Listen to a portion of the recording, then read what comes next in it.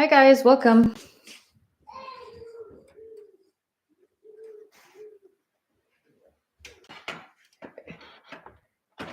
Oop, just getting myself straightened out.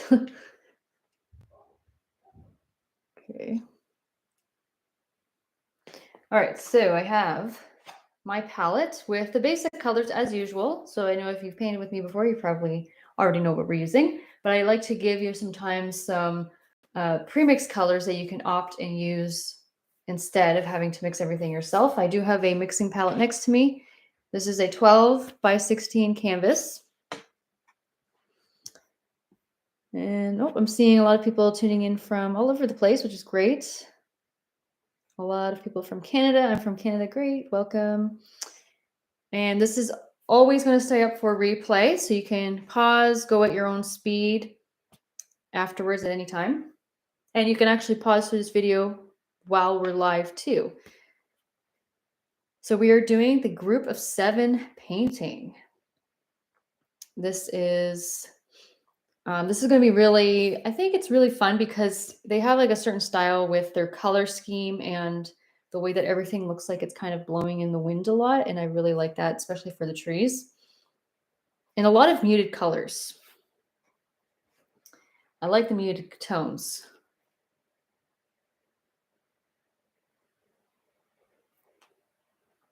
So we'll get started in a few minutes. Just get yourselves organized. I'll show you the brushes that I'll be using today as well. For brushes, you can use any one of these larger ones, a round or a flat. Either one is good. I might use the round. It holds a bit more paint. I like using this brush here because it can take me a long way with the paint.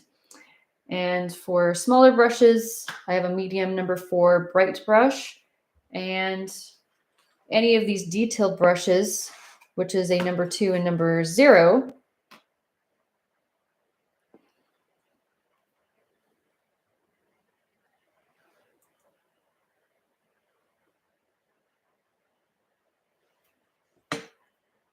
Oh, Highland, welcome. So if you're new to painting, if you've painted with me before, just type in the chat if you want to.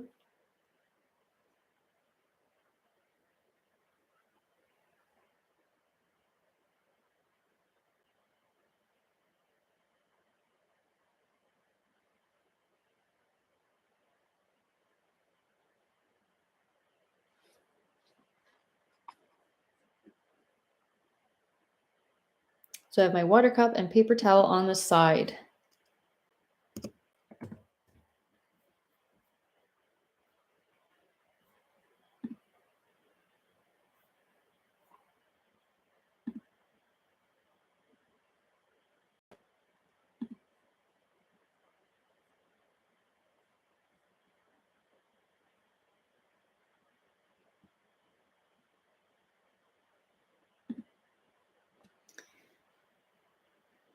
And if anybody has painted with me before with the group of 7, maybe you're doing a series, because this is not the first one we've done. And if you're new to the channel, you can check them out on our YouTube page. We have a couple more paintings that we've done that are the group of 7. And this one is Franklin Carmichael, Island, Georgian Bay.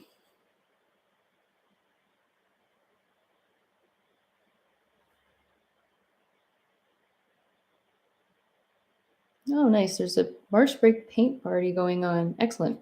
Okay, so if you're ready to get started, you can always type that you're ready to get started. It's nice to see that you guys are excited to start painting, and we can start painting pretty much now. I've waited a couple minutes and we'll get started on the painting.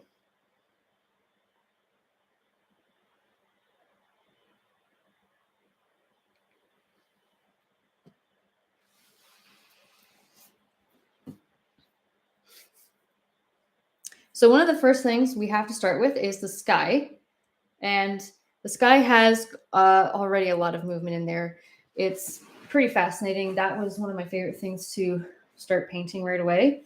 It moves a little bit fast, so don't worry. You can pause, take your time throughout this video, and make sure that you're doing what you need to do. We just want to make sure we're doing the sky kind of how I intended it to look, or how I interpreted the painting to be. I'm gonna grab my large one, dip it in my water, and just take out some of the extra water. I don't want it too watery. Just dab it dry a little. So we're gonna start mixing. So overall, it's really, really light. I like to start from the top, work my way down to the halfway point, or maybe just a little bit lower than that. It's going to get a bit lighter. So when you're taking your blue, you can actually use a cerulean blue instead with a bit more white, and it's basically the same thing. Take a little scoop of white here, so you have more white than blue because we're going really light. And then I just take a little dot of red because it kind of tips it towards this neutral color blue. I'm just trying to think of the right word here. Anyways, it starts going towards not really purple, but a softer blue. But you don't see that it's purple at all.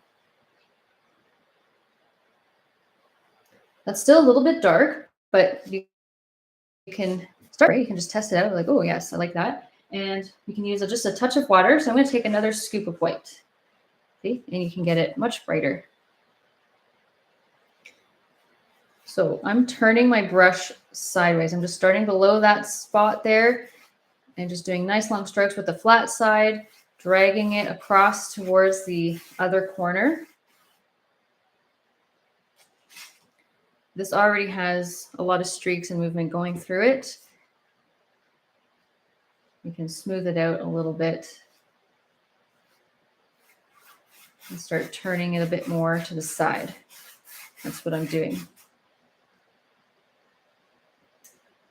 Small little touch of water, and I'm starting to just take pretty much more white paint at the bottom. And if you're finding that it's still making it pretty dark, just wash off your brush. You probably have too much darker blue stuck in your brush. I'm just washing it off, then drying it, getting the extra water out. Just plain white. See that I'm close to the bottom. I can start a little bit below it, drag it a bit more down into the middle and just below the middle, kind of straight across too. And just go upwards, just kind of let it blend a bit. I don't mind it looking a bit random. You can have more white in some parts than others, more darker blue in some parts than others.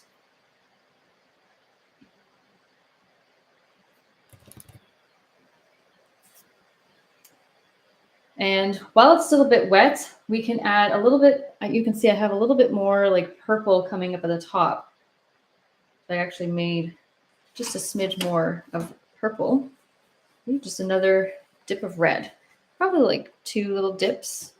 It's more purpley, and just bring this in, kind of drag it in, I think along the top.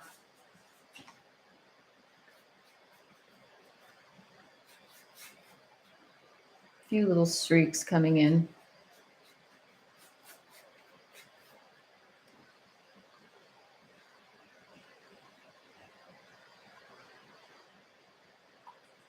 And I just wash this off again.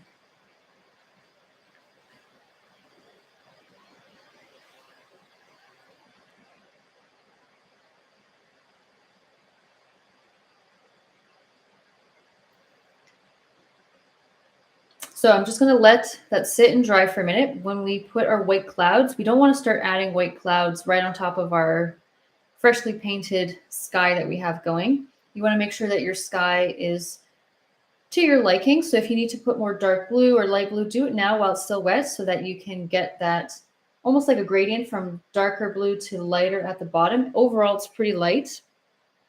You can streak in a little bit more blue. So more of your light blue. If I just go back to a bit of that lighter blue and you're like, okay, I have too much white at the bottom, just streak in a bit more of blue in some spots, get some deeper spots.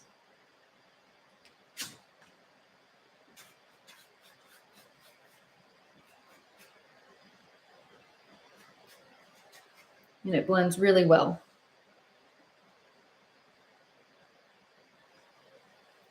And I kind of like all those streaks because it helps you see where the clouds are going to come in. You can see they're roughly going to be around here.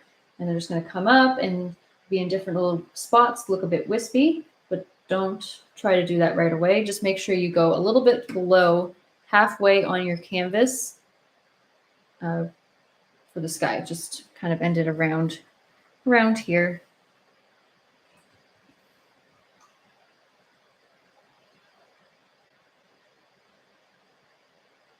Dominique, welcome in, and Ron.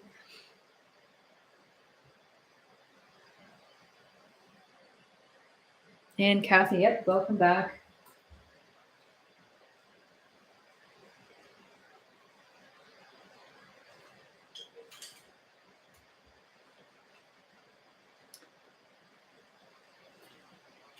So people are just saying how they've done the other previous group of 7 free tutorials on our YouTube page. Check it out. It's really fun.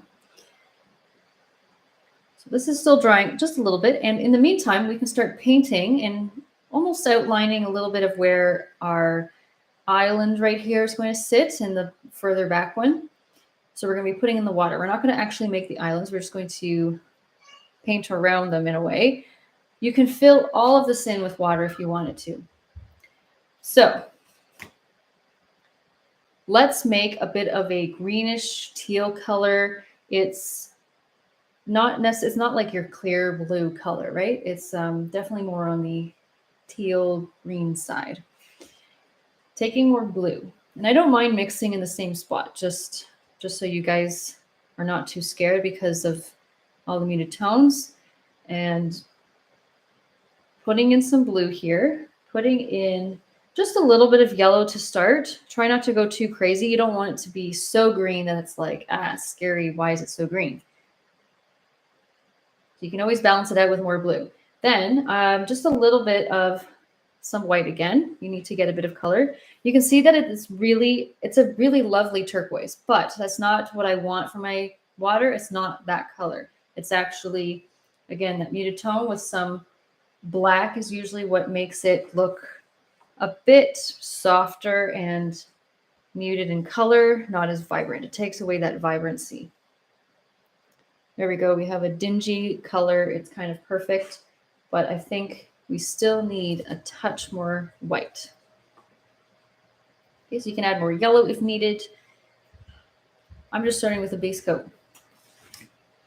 So right around, so if we look at this, the halfway point is roughly up here. So we're going to go a bit more below that. So for me, I think I'm just going to, yep, perfect. Right there, right where I thought it was going to be. Cut across. Okay, so cut across, halfway is fine. So we know that that's kind of roughly where our island's going to be in the background. Then we have this one here, a couple of rocks. This is coming in somewhere still a little bit high up. So a couple inches down, maybe 1.5 really, is where we're going to have some rocks coming in on the side. So this is just a rough guess. You don't really need to paint pretty much in this section right here. You can paint all around it to the bottom with this color. However, I have a little trick on how to make it look a bit lighter at the bottom, which you probably already can tell what it's going to be. Just usually a bit more white and more of a vibrant looking blue or teal. So go back and forth. Touch of water is good with your paint, not too watery. We like the solid look.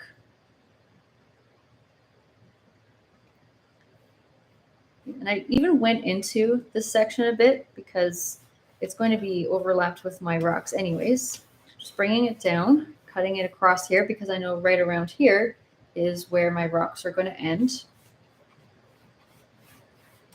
And as I go down, I'm just going to take a little dip of white on my brush, start a little bit lower, and just let it pick up that darker teal color I was just using. It's going to start getting a bit brighter. So more white, let it pick up the previous color, and just continue pretty much to the bottom.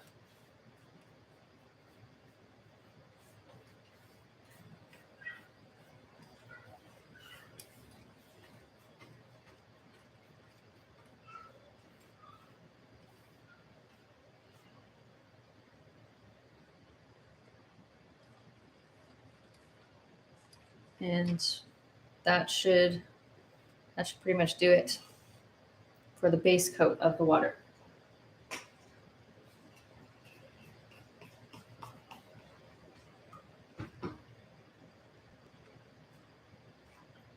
So I just washed this off, drying it. Hello, welcome, Kathy.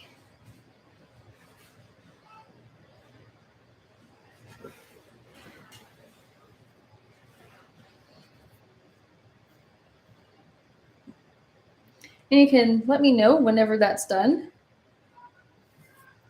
You can go back up into our sky. Yep, it's pretty much dry. And start our clouds.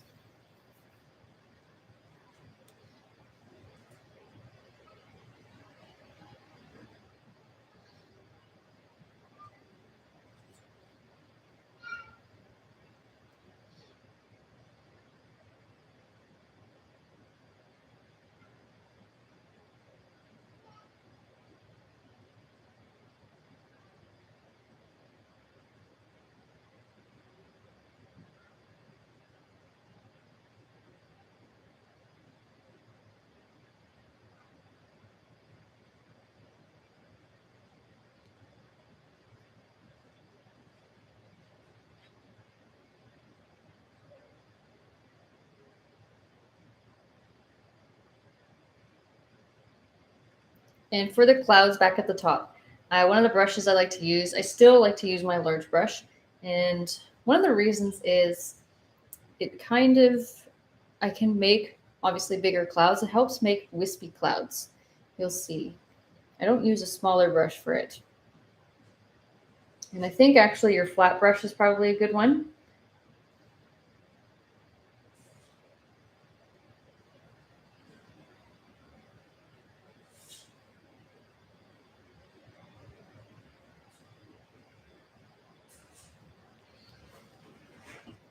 I'm just wiping off additional water on my brush. I'm just trying to be careful that it's not coming off too watery.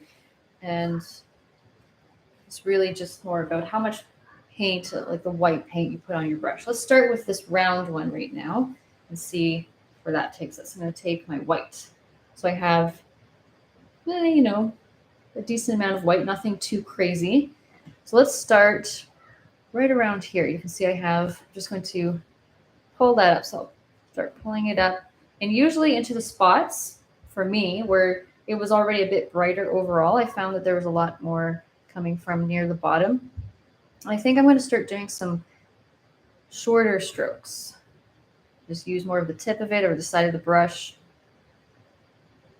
Shorter strokes, make it look like they're more wispy, so they're not all just one continuous line. They have little blobs of more cloud here and more cloud there. Maybe a little bit less and more thinner over here. See, short little strokes.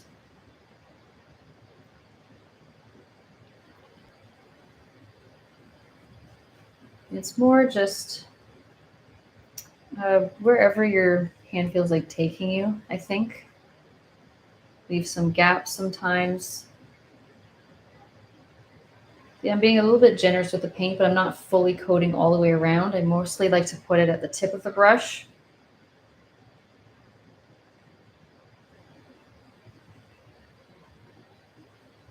And when you have just like, I guess, a little bit less, this is where you can start taking some of your paint. So when you have a little bit less, I'm just using a bit more from my brush off here. Then I can start making very light, hardly coming off of my brush, little streaks to create some moving clouds, kind of wispy, kind of moving around, like you can see up here at the top, kind of swirling around almost, make little swirls. And if it's not coming off of your brush how you were intending, maybe you could wait for it to dry just a little bit longer, but you can always do a second coat. So it's easy to do a second coat when things are a bit more dry.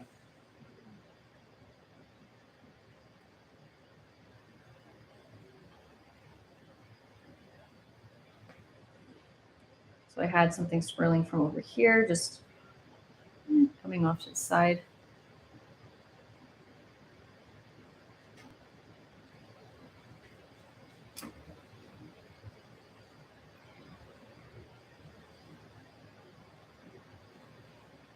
Yeah, so if you're just tuning in, this is available for replay, and you can pause this and start from the beginning, sort of thing. So it's easy. Do whatever you want.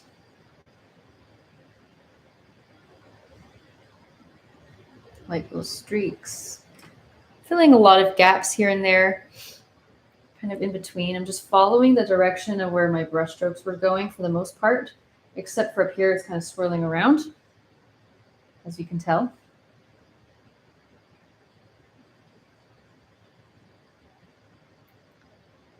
Again, I don't mind using more paint on my brush, shorter streaks as I go across, give it a bit more texture, especially towards the bottom. So I do have a little trick and a little tip as well for breaking up some of your clouds if you feel like it's just all pretty much white. So you're going, I kind of went a little bit crazy with the white, don't really see much of my sky anymore. There is a little technique to help take away from that, and just basically putting in more sky in between your clouds and taking away from all of the white that you may have overdone.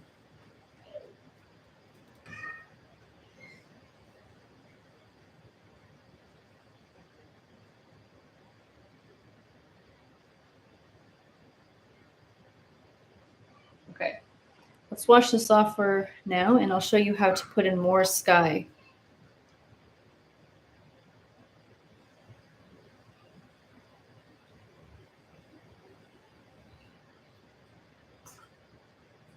Washing this off, just drying it off. And this is where I switch brushes. So I'm going to switch to this flat one. Someone's asking what other series we've done with the group of 7. We've done a Casson. It was the, oh gosh, what was it again? It was actually very similar to this one. I forget the title for some odd reason. It's a famous one. And we've done, actually she wasn't really part of the group, but she was known to associate with the group. Right.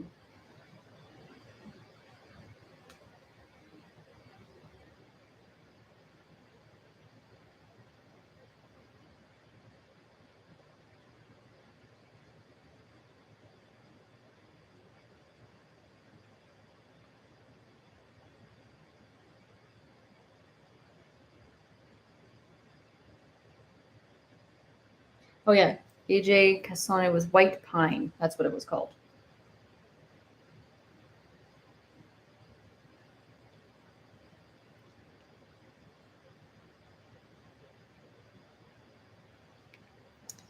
And I recall doing an Emily Carr.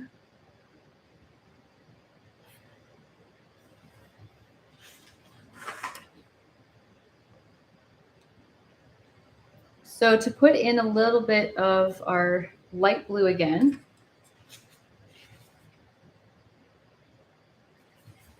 so blue, some white, you can add a touch of red if you liked the way that the red made the blue. So you can tell the difference just by adding that. It looks a bit more flat and less like a phthalo bright blue. So cerulean is kind of more what it looks like. And yeah, this is a good color. It's not too dark, not too bright. So you can just pick and choose some spots, right? You can just use the tip of your brush. It's almost like you're coloring in between certain areas. For example, maybe some in between here, right? Just to make it look like it's broken up a little bit more with some sky pieces showing through.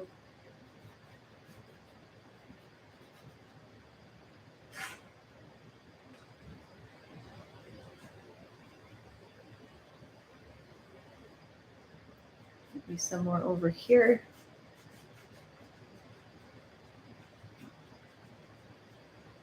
Now you can see a lot more sky in between. Be nice. I'm using now the flat side, so I was using the thin and the flat side. A little bit of both. You don't need a whole ton of paint on it either. You can lightly just bring some into the corner. But yeah, I think overdoing this is probably something that you want to avoid. You can add a little bit more clouds just around where the corner is, where it's coming from, just a little final touch-ups, but try not to do too much because we have already all that movement and streaks that we started with. And yeah, I think I'm pretty happy with the amount that I have here. There.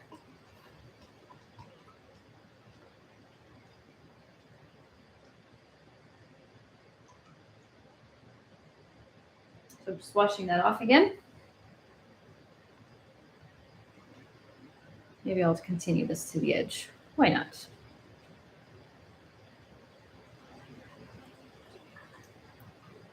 And our next step would be to, after we wash this off, I'm pretty much using the same brush. I want to put in a little more streaks down here before we start putting in our island here and the one in the background. It's going to, I think it helps because when you start putting your rocks in here and you try to work on your water again, you don't want to work around things.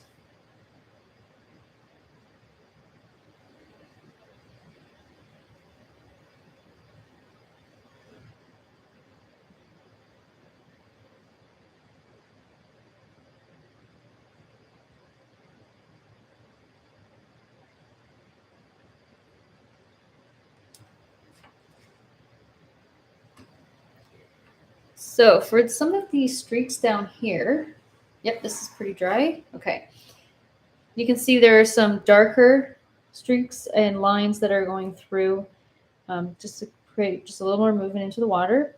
And mostly you can tell somewhere at the bottom of some of the islands that can easily be added in later too, but I like to put a little bit of that in now. And really the answer to that is just adding more. It's just our darker version of this where you don't really add white actually at all. So mostly blue, a little bit of yellow. So it's still on more of the blue side, but it has like that hint of green going through it.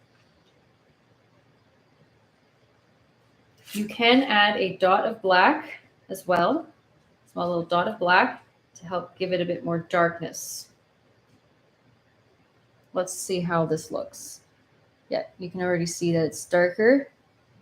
Touch of water, pick up your paint, kind of keep your paint brush flat. So I'm just pressing down on each side, streaking it across. I think I'm going to add a little more black. Yeah, I'm going to put a bit more black into here, maybe a touch more blue now that I know what it's going to look like.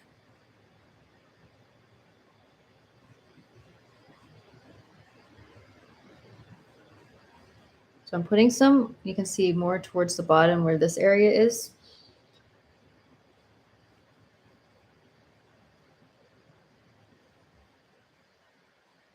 And don't worry if you make a few mistakes here and there. It's easily blended out, not a big deal. Put a couple, just press pretty light down here overall because I can blend this out quite easily right away after I wash this off.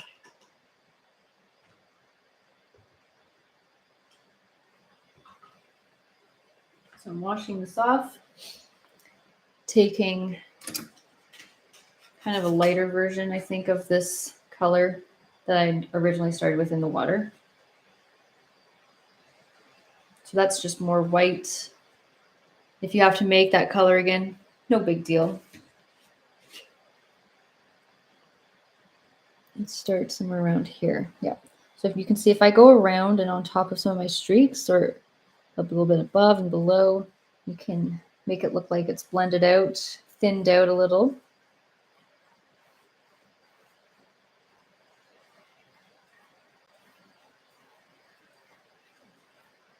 Yeah, I'm just going over the same spots a few times because I find that the more you go over it, the more it blends it out just a bit more.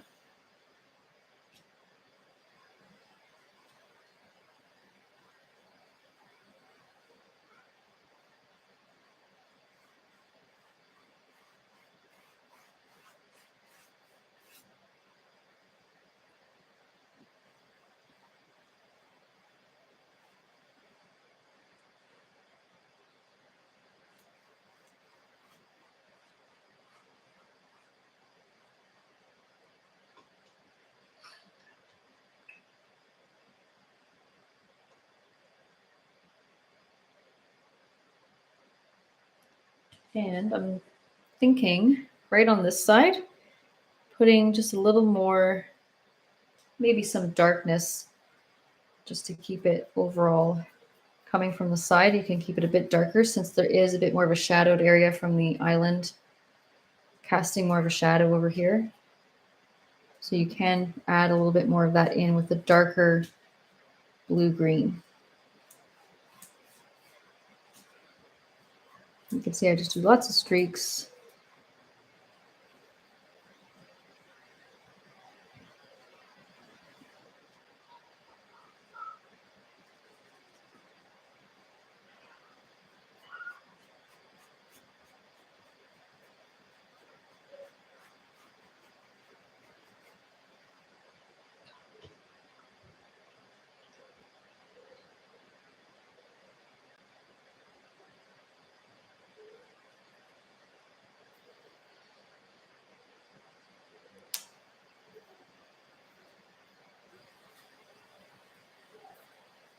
So you can take a step back, see if you're happy with the amount of streaks that you have.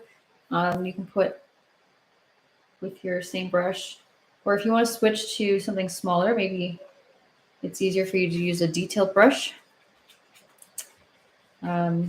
Just taking a little bit of paint, that lighter color of what we were just using from the dark blue-green. And towards the back, since it's further away, you just add little shorter streaks kind of going across while it's still a bit wet and damp. Just kind of do shorter little streaks here.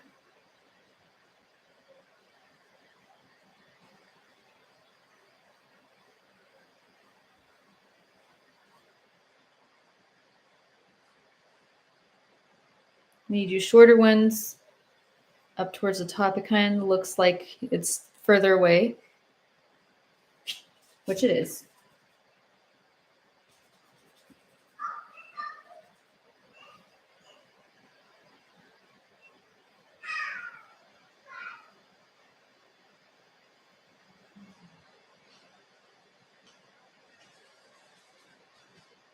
Okay, so when you're done playing around with this, which I feel like I might be, then we'll start with a lot of our brown, orangey rocks and island. So a shortcut of a color that you can use over here is a burnt umber, I think. Let me just check. Yeah, burnt umber, but also yellow ochre. You can see the yellow ochre almost looks identical to a lot of the color that's in here. You can use some of this.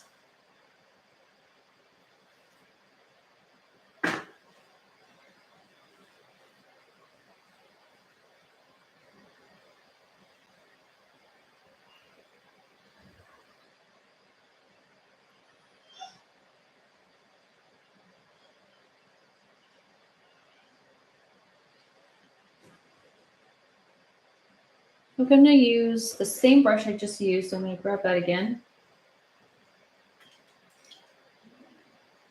So I've washed it off. So the color, it looks like a yellow ochre, more or less in some way or another. And I'm going to take yellow, just a little. So I'm going to take a little bit of red. It's going to look orange. Not more red than yellow, not equal parts, more yellow than red. So it's going to look orange. And you're going to take a smidge, just start with a small amount of black because you do want the orange to still show through without it turning to like dark brown and just too much of a brown color. You still want that warm orange. Okay, so once you have this, then I'm going to take a little pea size of white.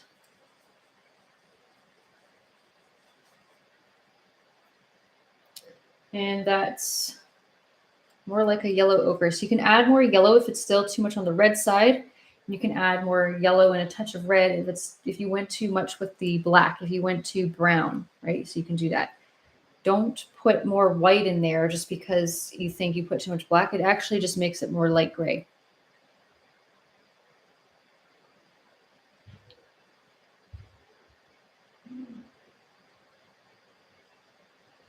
Okay, so once you have this, and I think I might just add actually a little bit more white too. Yeah, let's just put a little bit more. We don't need it too dark to start. I think it's a little bit brighter compared to the other side here. So I'm going to grab some of that, take a touch of water again. At the back, we have that island. So I'm going to put my island in, starting right around here. So I would say just right around there. It's just going to cut across. Right, so you can always lower your island on top of your water. If you're going higher than your water, you have to make up for it with more water. Don't worry if it's making it a bit green because you can do a second coat. You want to determine how high you want to go. So in the background, there's lots of these. It's not very smooth looking. It's got a lot of hills and more of a rocky formation in the back. So I'm going to start, you can just start with a little bit of a hill. We can use our detailed brush to make more elevated areas and rock formations in the back. Yeah, so let's just cut across, fill it in. We'll do that in a sec. So we're going to go down here and mark off our first section of rocks. So my first section, roughly around here.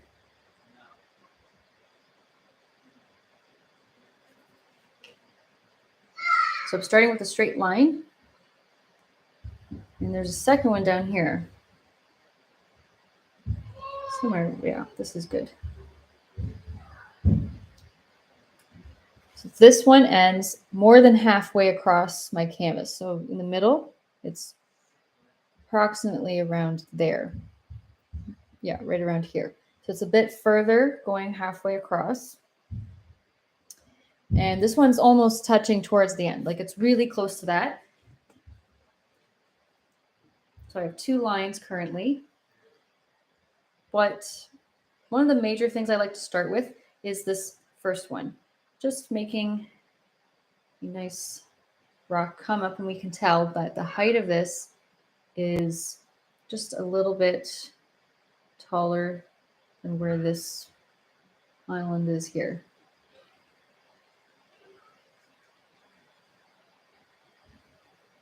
So very rough sketch right now.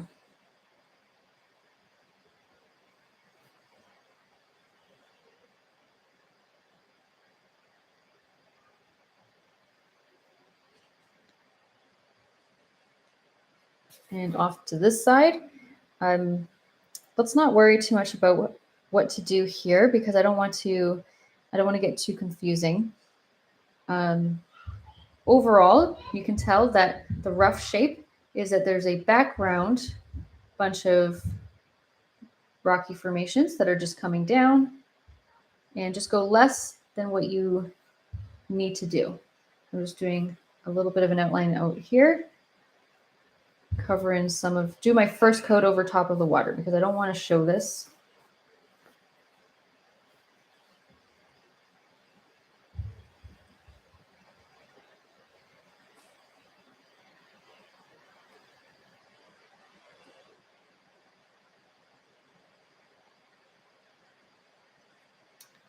And in the meantime, I am going to switch to my number 2 detail brush to finish up back here. And then we can focus on more of this area. So I do have 2 major kind of like rocks, just some boulders and stuff. These 2 I have sort of right here in the front. And then this one, I'm keeping it thin, but it comes pretty far out. And I'm just going to do a soft going on an uphill here, meeting with the back corner of this guy here. And you can just cover over your water as your base coat to start.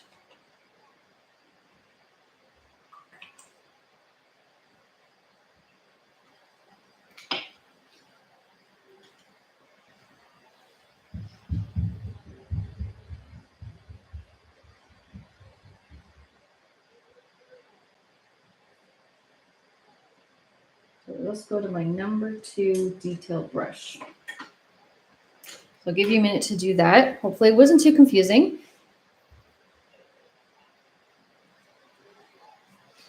And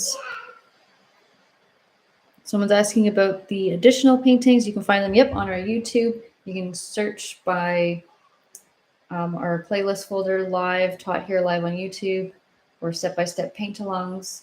And you can type in the search bar on YouTube the name of the painting and our name, and you'll find it.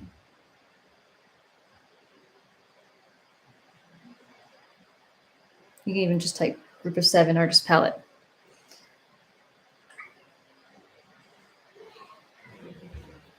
Okay, so I'm going to mix a little bit more of this because I'm running out. So let's just do that really quick.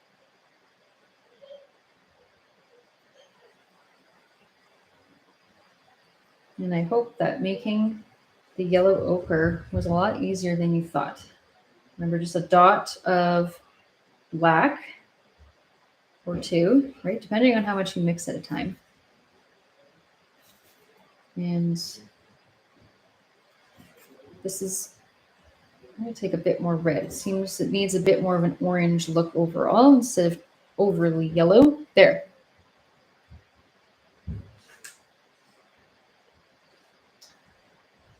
So,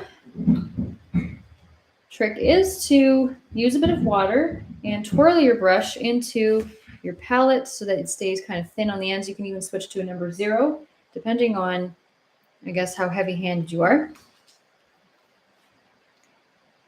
So starting at the back, they're very, very rough. They're not that smooth. There's some of them coming up a little bit taller. You can be more interpretive of it. You don't have to be so perfect, as long as it looks a bit like there's some interesting little boulders and stuff and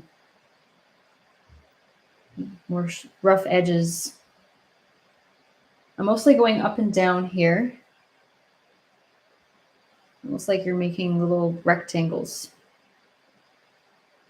Some a bit taller than others.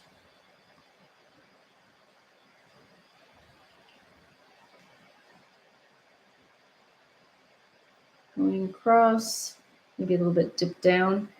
So where you see this part of our formation on more in the middle here, more in the middle ground, that's where I use it as almost like a landmark of where some other things are going to be placed. So next to this, you can see I have a bit more of these taller formations coming up. So right around this area, we're just going to go maybe a little bit taller. Okay, just have a little bit more pointier, taller formations coming. And that's right around this area, just next to it. So this is what I'm using to help gauge where certain things are going to be.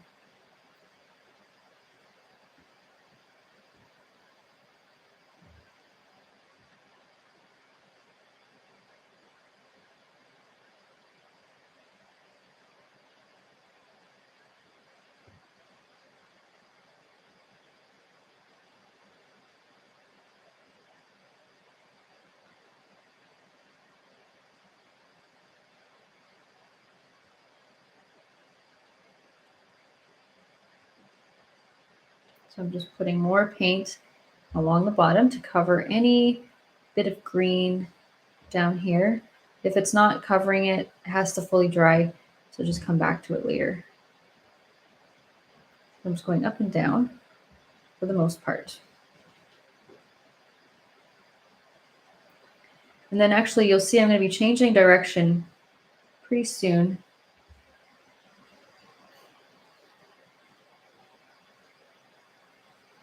Because back here, you can see there's a bit more of like, almost like a mudslide, just a bit of a hill coming down into towards where like the beach area is.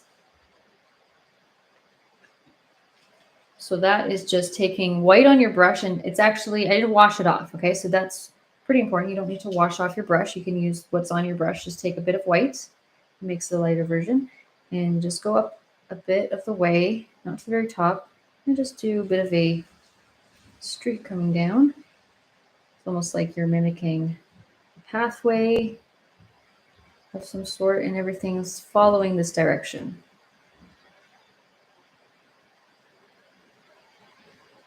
The more you rub it in, the more it's going to blend back into your background. So I'm going to stop there because we have enough paint on our canvas for now.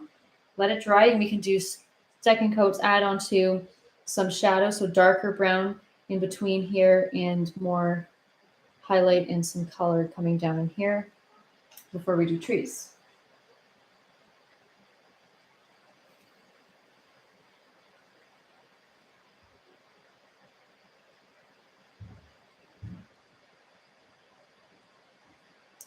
So while I'm waiting for that, I like to focus on this area here.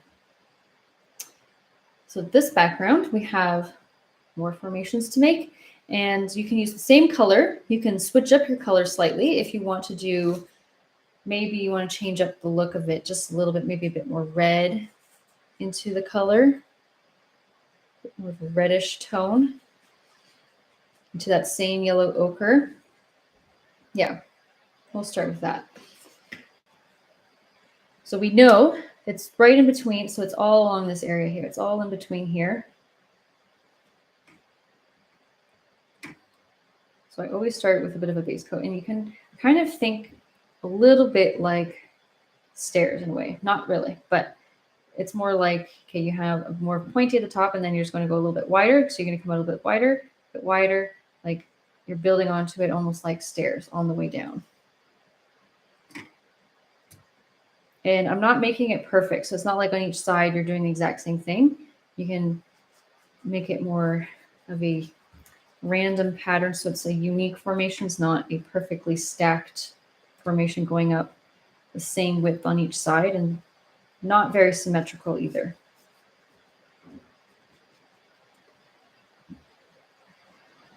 That's all I started with, short little strokes, making its way out, a little bit asymmetrical on the other side, not following it perfectly, and then filling it in. Just up and down, short little streaks.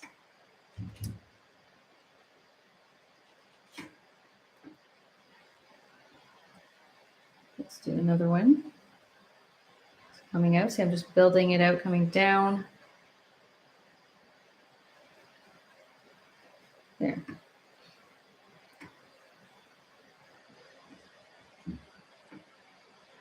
There's another one that's kind of next to it, starting to merge, be closer together, and it just kind of disappears, you know, off to the side. So you don't see, because this is our rocks here starting, and it's further away. Yep.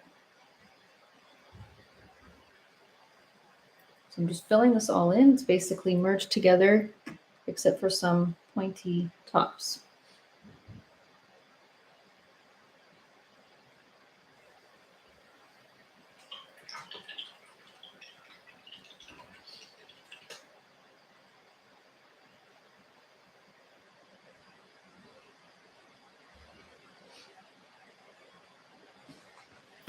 So what's good is waiting for this to dry for a minute. You can get a blow dryer if you want to while you're waiting. I'm not going to do that because it'll probably dry by the time I get my blow dryer. So I'm going to come back to the background stuff. We're going to finish this off before we focus on everything in the middle. You don't want to work around things. I know can be exciting to start just putting everything in here, but let's focus on what's in the background, and then we can layer over top everything in the middle.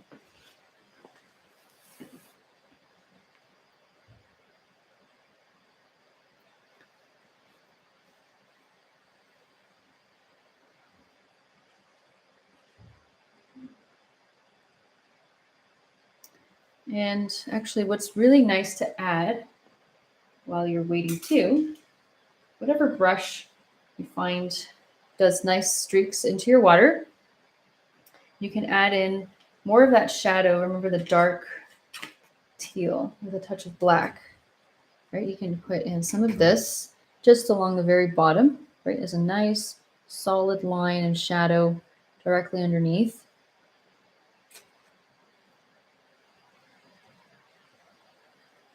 Maybe a couple more. And especially over here, kind of right there. And same with underneath here. Same with highlights. If you want to put more highlights, do that too. paint your edges. Just don't touch this for now.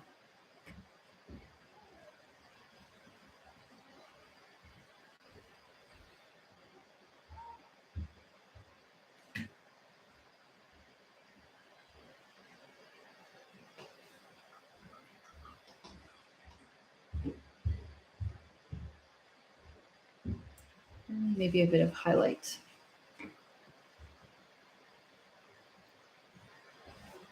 You can see I'm using my finger to blend it out a bit more.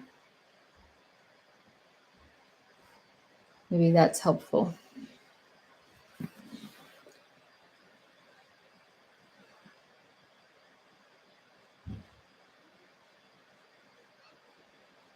And you can just kind of tell, like over on the side in the open, it's probably a bit lighter overall instead of in the shadowed areas where the rocks are casting shadows, that kind of thing.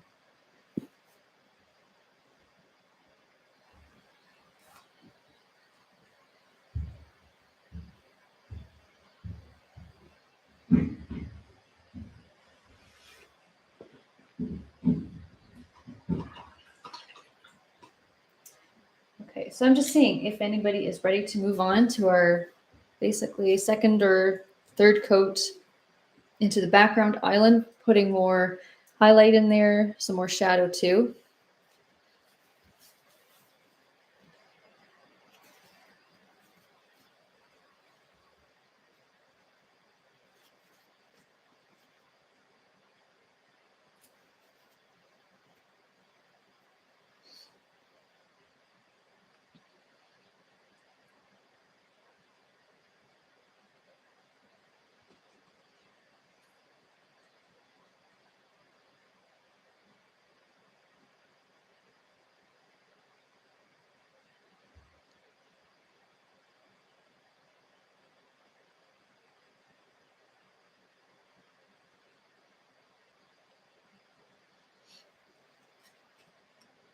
So if for a, I think it's a raw umber is something you can use for a shadow as a dark brown, but we're going to mix one together.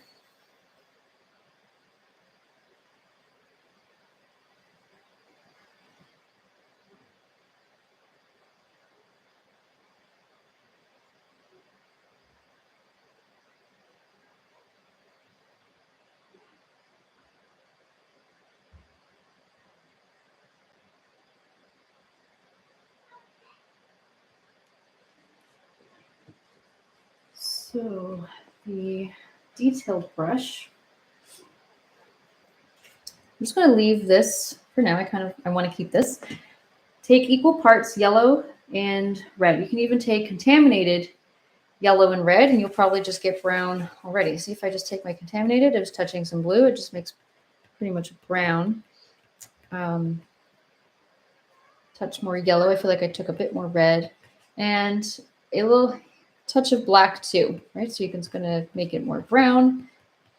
I'm going to add more yellow in here because you can see it's very fiery brown. It's like more of a red brown, which is great to have for some pop of color for some warm red brown. And you can, for example, if you want to put maybe a little bit like in here, just to lightly add in, I like to use my fingers sometimes to blend it out a little bit, give it a bit more texture, move it around. See, it looks like a brown, maybe a touch more black and some yellow. And it balances out, it doesn't look as red. Okay. So with this dark brown, you can always add more black whenever you need to. Just along, this is very impressionist, just along some of the tops and roughly outlining, not really, but it's just going around some areas, just dividing things up. It adds more depth to it. More shadow, maybe behind the hill too.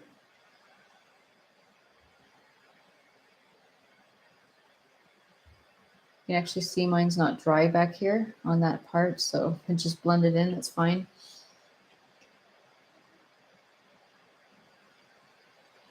You can sometimes go horizontally instead of vertically.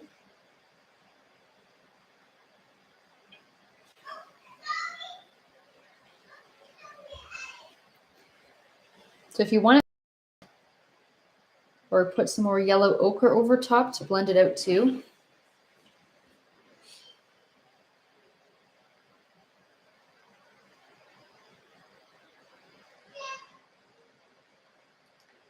So very impressionistic. I'm only kind of guessing on where I think things should go and spacing it out a bit. Maybe adding a bit more black at some of the edges and in between some of these formations.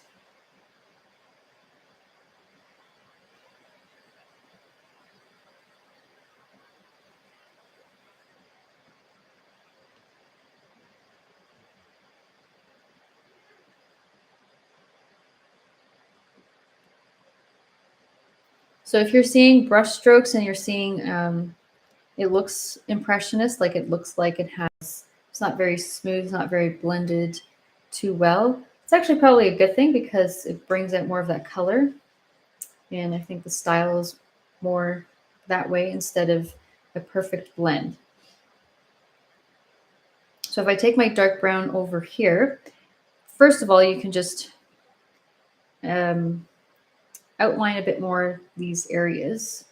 Okay, just go around the rocks that are here and start dragging some of this up. And you can use your finger to help blend it upwards. For more of a shadow right behind these rocks and into this little crevice.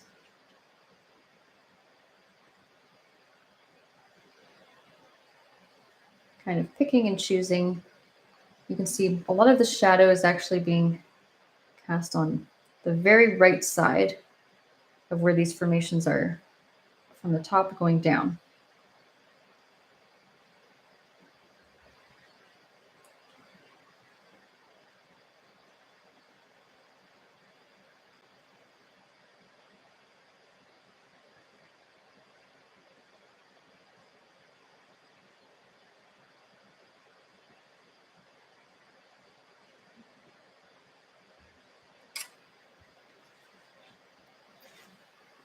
Okay, so I just see on the left side and the middle, pretty much untouched for now. And you can put in, I would say, maybe a bit more of an orange color instead of your yellow ochre, or maybe just more red into your yellow ochre. So you can put some of that in. Let me just wash this off. So you get more of a reddish tone, a bit more of a fiery color added into the mix here. Just on the left side of some of these shadows.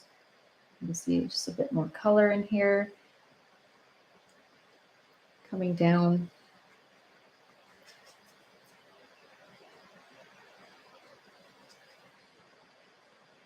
And I'm just doing shorter strokes overall. I'm not doing long strokes. I like the texture that comes off of my brush.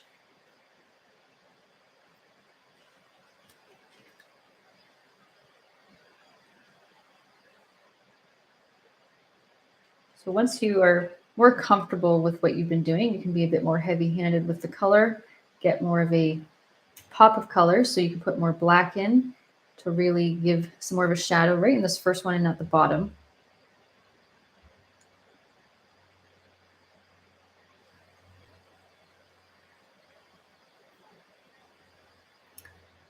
And if you ever need to, you still have that original yellow ochre that we started with.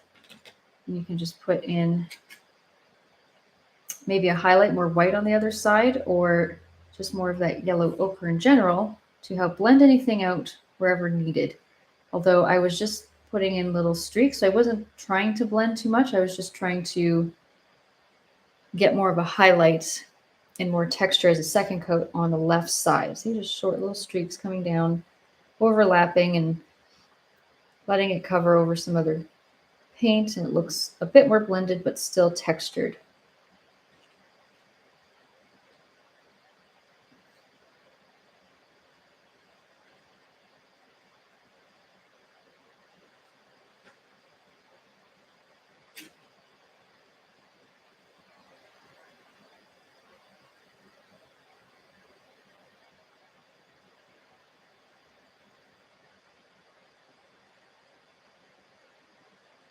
think I'm going to stop there.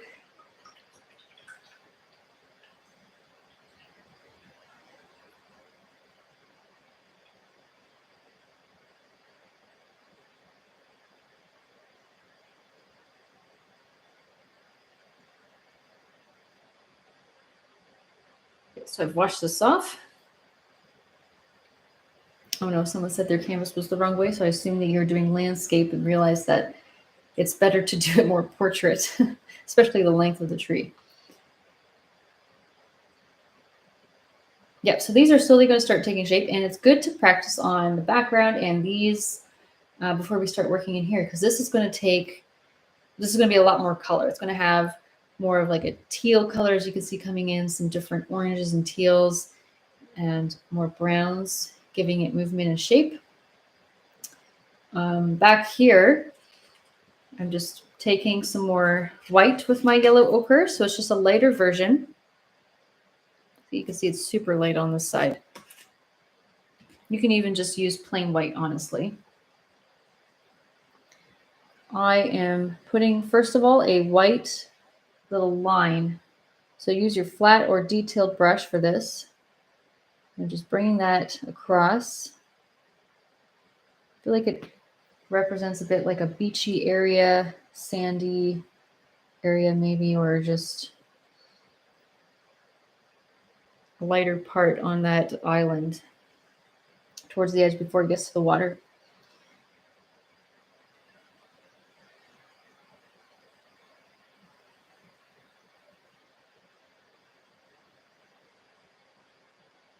So I put that there, and I'm just popping out. You don't need to overdo this, but I'm just popping out any of this highlight coming down from the hill, like a pathway, right? Put a little bit more of that in. And that's just plain white.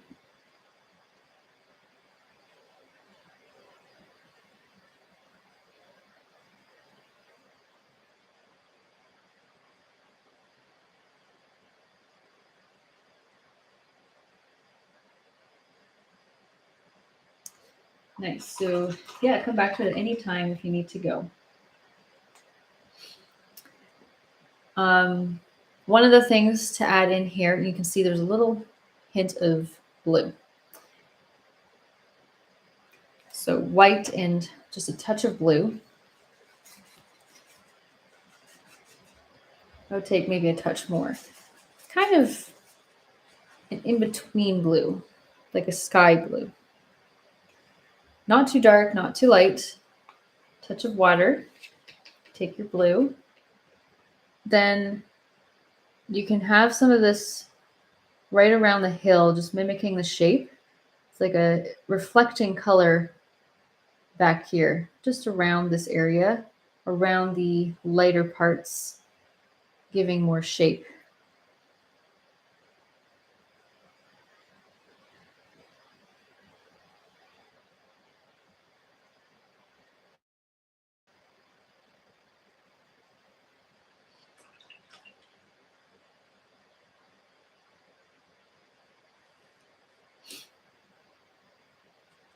And this is before we start our trees. I'm just going over any spots that I need to, just in case. You have some background showing, you want to get rid of that, but I think mine's looking pretty solid, so I'll leave that along with any shadow. Yeah, okay.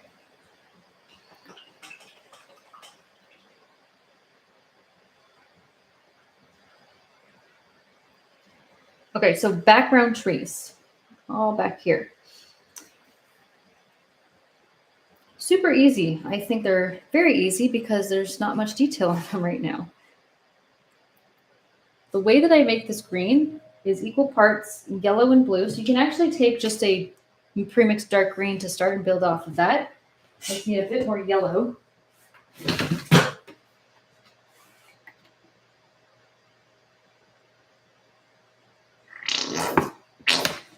Okay. And I'm going to use the same detail brush. So equal parts yellow and blue.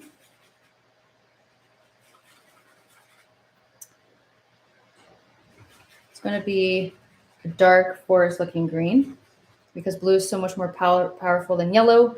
And I'm going to, you can actually, if you have leftover dark brown, you can, if you have a lot of brown, you can use a bit of it or just save it for later when we do all the rocks. You can add a touch of that and a touch of black. And or really just makes it a nice dark green, super dark green, and just a smidge of maybe your dirty white. Just a little bit. See, overall it's pretty dark, but you can still see a bit of that green color. So this is what I want. And more or less, this is kind of the color I'm using for the trees, just overall. You don't have to have it exactly the same for every single tree, but that's what we're going to be using as a way to mix our greens.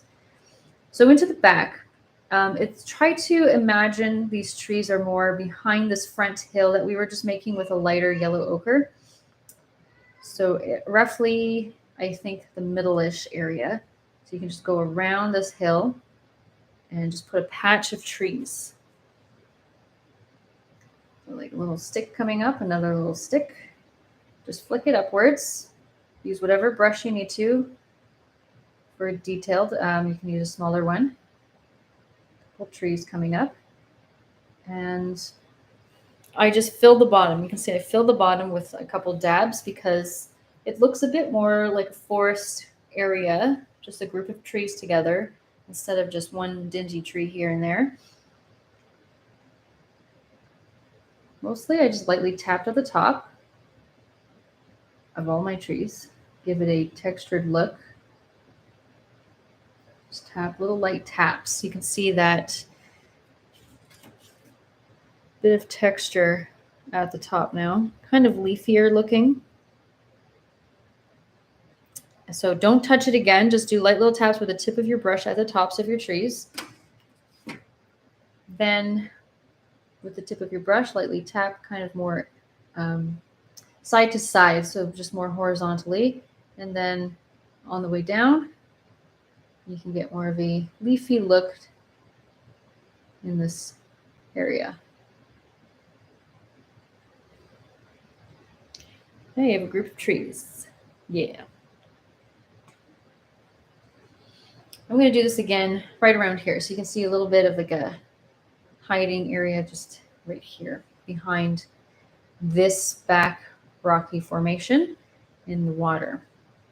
Let's do, they're going to be a bit taller overall.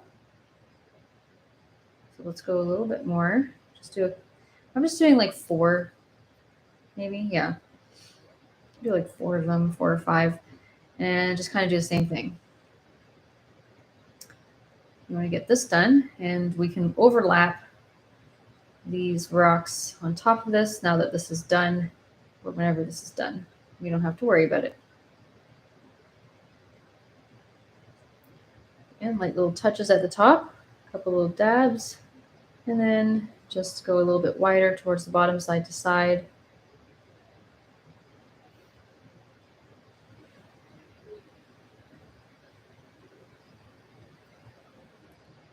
That's mostly my style, I guess, but I think a lot of their style for these trees, it can be more droopy looking.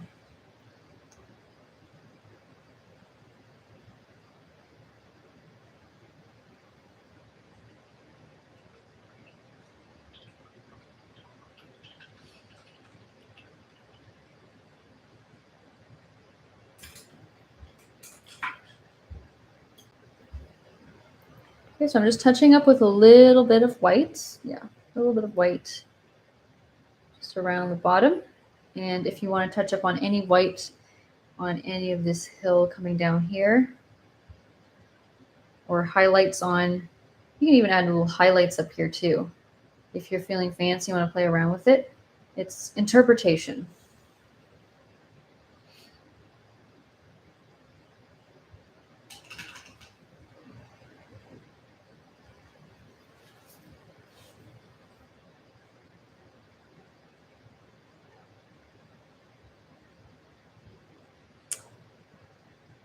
So after all that, now we can focus on this area. We can make these, and we can also do some of these at the bottom, these little rocks that are coming in at the bottom. Actually, those rocks at the bottom were in the very foreground. So since this is your interpretation of the painting, you can take a look at it. It is a little bit of a interesting area just because of the way it was made. My interpretation was, yes, they are a group of rocks coming in into the middle, but I put a lot of lighter teal. You can see down here in between to make it look like there's some just more highlight and water kind of washing up into the rocks in a way.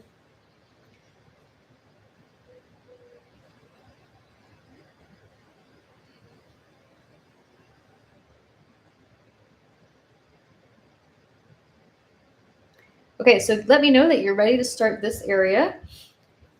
Very fun. We're going to put in, there's many ways you can do this. It depends on your style. I like to get a big base coat of just certain areas that are going to be my brownish yellow ochre areas, and then some areas that are going to be more teal and blue.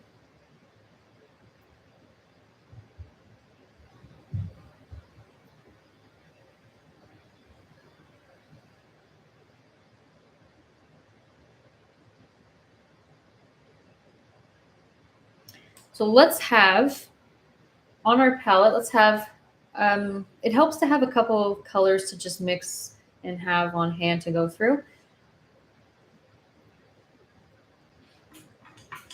My number 2 brush again. So of course, yellow ochre, great color for this painting.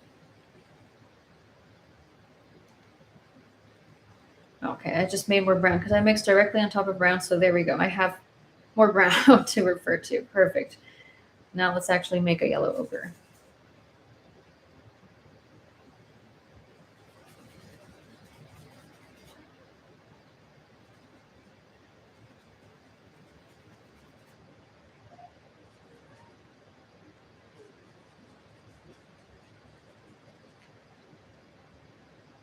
So remember, it's more yellow than red, but you do have still a little bit of red in there. You can always add little dots of red to give it a bit more orangey color, but not over top. And a dot of black, maybe 2.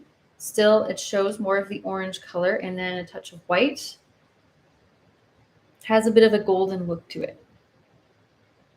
So I have darker brown, I have my yellow ochre, and then we can mix. So I'm just gonna rub this in quick, get the extra paint off. Don't need to waste it. Then we can have on the side this tealish muted tone, very close to what the color of the water looks like. Let's start with our blue. You can even just mix from your green, but probably have this green saved on the side. Blue and, okay, I took too much yellow. It's actually like 3 parts blue, 1 part yellow. That's okay. And then take a scoop of our white. We need it to get much brighter, but remember that is way too vibrant for this painting. So we need to tone it down with a touch of black and probably more white. So a touch of black, and it's more grayish teal.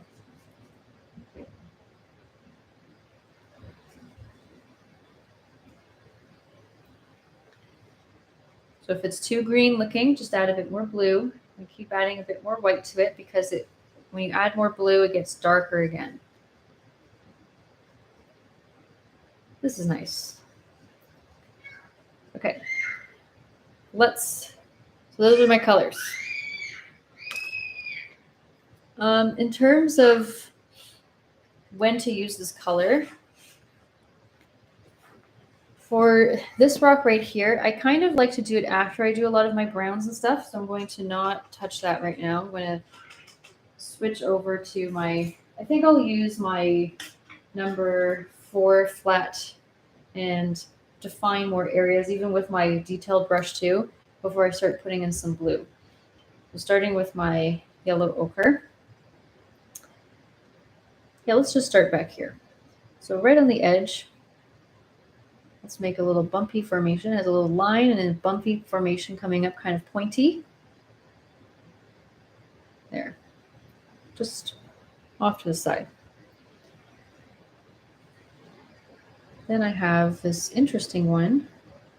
It's like coming up, doing a little on an angle.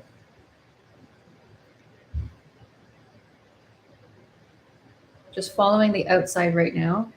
And really what matters is just making it look like there's these weird dips and curves, and you want to kind of indent, a little bit indented, so it looks like you made a rock in a way, and then you're starting a new one. So it has these little indents before it goes into a new one or merges into a new one. Okay, so up here, just kind of keep that going. Maybe some more coming up at the top. A little bump here comes down. A little bit of an indent too.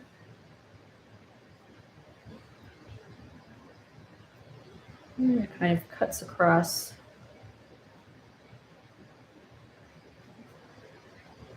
So the way that I fill this in, more of the flat side of this brush, and I'm just kind of curling it very roughly, just kind of curling it down or over to the side so it looks like it's coming this way, because you can see the strokes are more that way. And down here, I just filled it in all a bit willy-nilly, just back and forth.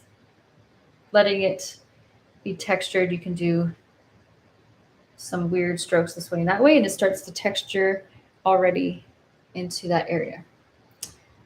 I don't like smooth lines all the way through because that doesn't help with your texture. It's nice to get it going already. Okay, so for this front rock here, let's just go a little bit lighter overall. So let's just add a little bit more white so we can see the difference. So it's just like 2 shades or a shade lighter than the one back here, and we don't get too confused.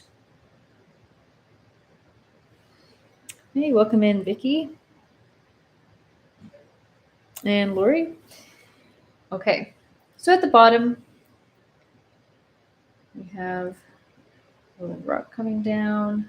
See, just a little bit of a point, and I'm going to start, it's already just going up a bit, and it's more of this just one boulder, right? You can kind of tell it's more of like a big smooth boulder, so it's not a bunch of rocks like back here. So I'm just going to make that a little bit dippy and curvy. Kind of come off to the side here, just a little bit further out. See how I'm just going a little further out?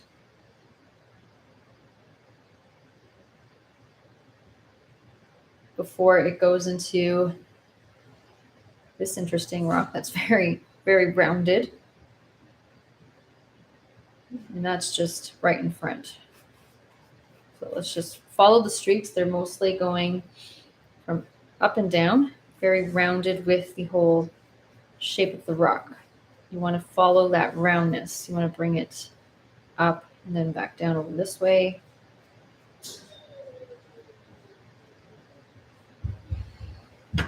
And I want to fill this in too. Personally, filling this in, whatever color you decide to do, you're probably not even going to see most of that color at the end anyways. So you could fill it. A lighter color is probably safe. So this light yellow ochre, because you can always put in darker colors on top and lighter colors again too on top for highlights. Starting off really dark, it's hard to change that.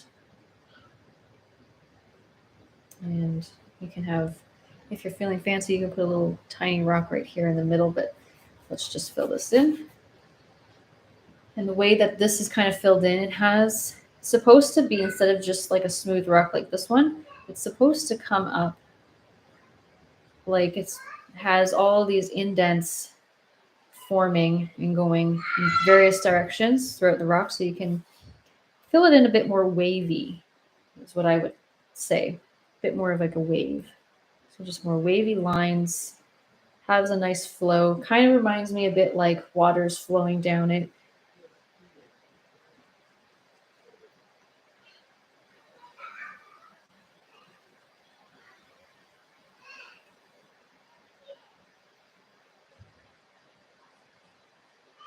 And then we just have to wait for this to dry. And it's perfect to start with the rocks down at the bottom while this is drying. So you're not messing around with all of that and you're not pulling off paint. That's the last thing you want to do. You don't want to pull off paint.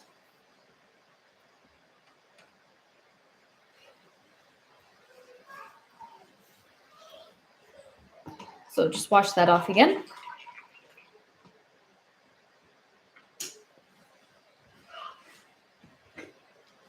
And then we will start down here.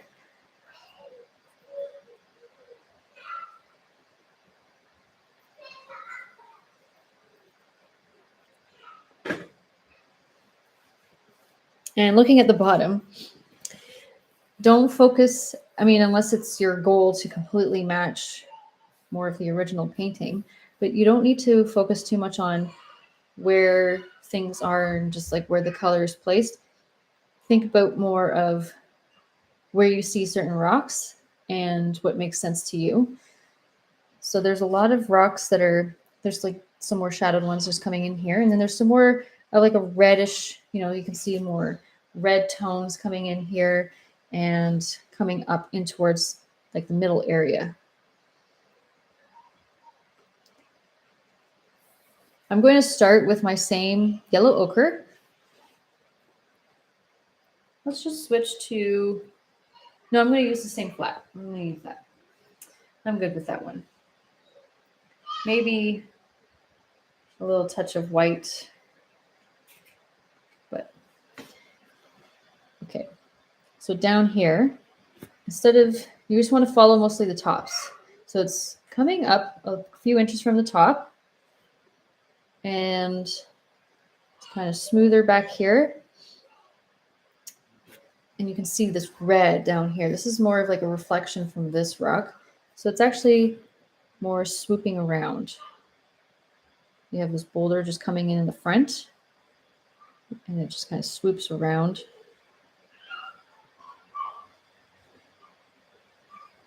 So a nice, interesting shape. It looks like a croissant. There we go.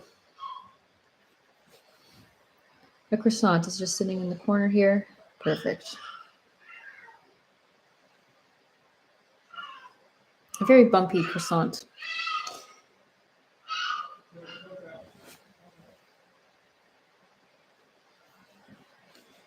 And after that, this is where we get into more of some red rocks. So you can add a bit more red to your color, just into a section. Just put a little bit more red on your brush, maybe, if that helps.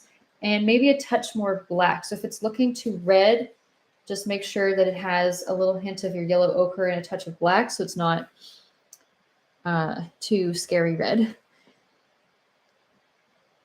Right around here, I'm just being maybe a touch more red. I'm just kind of using the flat side and just being a bit more like pressing and letting the brush lift off with some texture.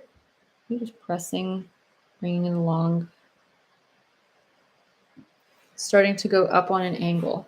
This area might be a little confusing if you're not a big fan of impressionist style and a bit more of an abstract look.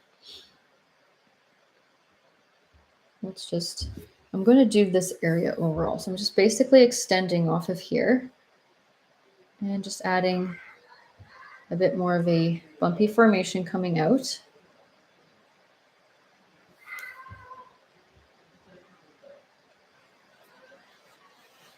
And you can see it's continuing behind it. There's more rocks going behind it.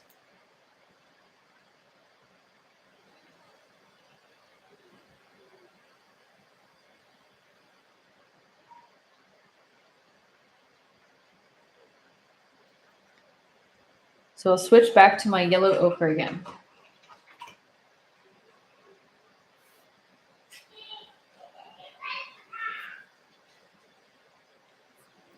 I'll probably put more white into it as well, just get a little lighter as I get into the middle. And so we can see that it's going more up. You can see it's kind of going up a little bit. It's getting pretty close to this island, not too close, but in reality, when you actually look at it, it's not that far away. So it is a little bit coming up on an angle here. And it's just like, it's coming down, making a bit of that bumpy formation again. It's like as an extension from these rocks coming out. And I'm going to make this one just coming from, it's attached, just coming from behind. And just a little bit of a tail with the rock disappearing under the water and towards this area.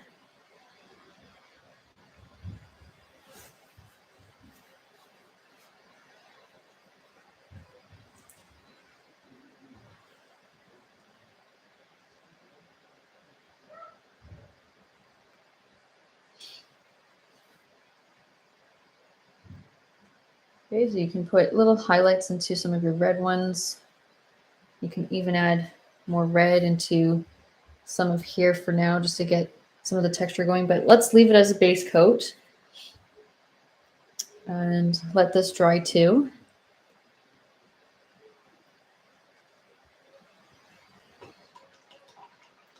And most of the work for making it look like it has more texture and depth is when we put more color on top when it's fully dry.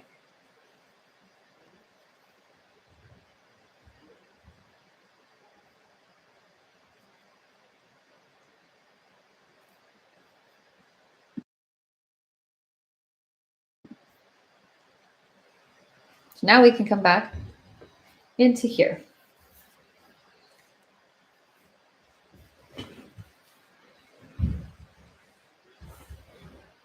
So let's start with a bit more of an outline, I would say, just a bit more of a darker shadow, separating some of the rocks in here, trying to get more division between everything that's clumped together. My number 2 brush, that's what I want to use. So this is my darker brown, right? I'm going to use this. Let's use that. Maybe let's not go extra dark. I like to, let's just take a little bit of yellow ochre, add some into the brown so it just gets slightly lighter overall. So it's not a super dark line. Okay, so when we start this, let's just start, like I think at the bottom. I'm just going to put in some shadow along a lot of the bottoms. Right around here, I have a bit more shadow, and I'm going to just, I see a little rock around the bottom, so I'm just going to try to outline around where that would be. And I have another rock just next to it, and you can just make it up as you go, really. Maybe just another rock right around here. Whereas this rock, see this one's coming up behind, so it looks like there's a few layers already. Let's go a little bit closer as we focus on those. Okay, so we can already tell this is another part of a rock, so let's just make sure that that's a bit more outlined. And then there's more of a boulder in here. And you can just shadow a bit more of the bottom. So you're just adding a bit of color along the bottoms. Mostly just using the flat side, kind of swiping it up and not letting it blend with your color. I like the texture it creates just by doing it. So you're just trying to put little lines and usually the direction. So I put a little bit of a line here and outline on the other side of this rock. Some of these lines already create more depth because it creates what looks like more indents into the rock and more shape into it. And I don't even blend it out, just want to leave it. So we work our way up here, some little indents and lines. Some at the bottoms here. around where this rock is. It gives it a bit more shadow. And same with the back, right here. Back of this rock. I'm starting to streak in a little bit around this one in the very front, adding some color. So all I'm doing is just streaking a bit of color. And the dry brush is just fine for it too. Put a little bit of shadow down here too. Sure.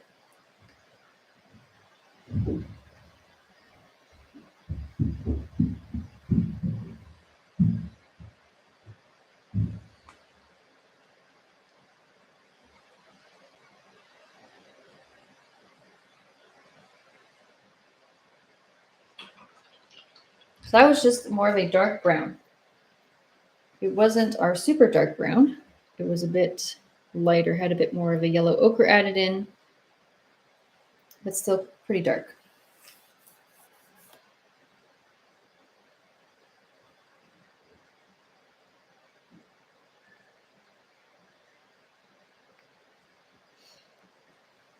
Okay, and as we continue with this, don't like get discouraged or anything just because it has awkward spots here and there. Always take a step back and look at it. It's a very, very just impressionist painting. It's not supposed to be viewed really close. You're supposed to view it as a whole, and that's the style. So lots of streaks are good. Lots of streaks of color and separation in color is great. Now, I am taking, let's see.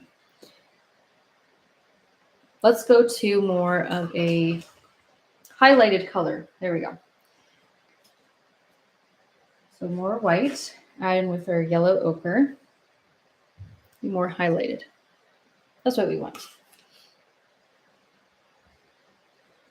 Something brighter. You can even make it a lighter brown. So along the tops, I'm just putting in a couple streaks and just using my finger to smooth it out just a smidge whenever needed. You can also take more actual yellow ochre if it's just add it more into your white if it's too bright. If it's coming off too bright and you're like, that's a little too much, just add a bit more in. So along the top here, let's put a little highlight up here. Let's see how that looks.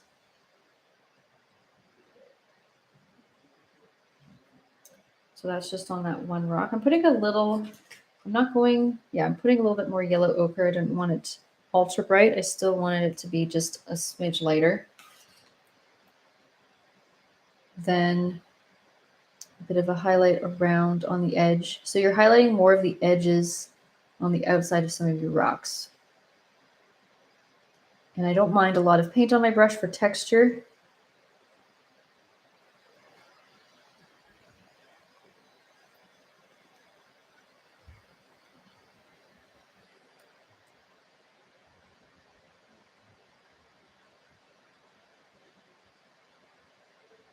To this one too.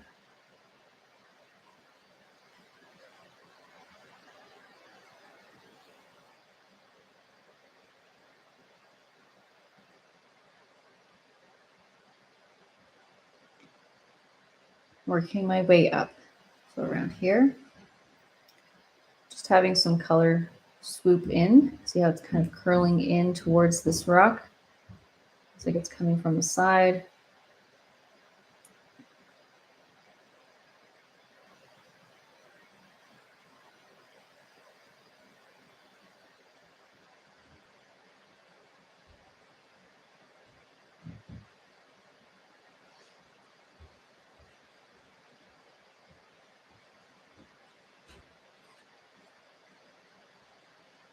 And same with down here, putting a couple of streaks just around throughout. Very abstract.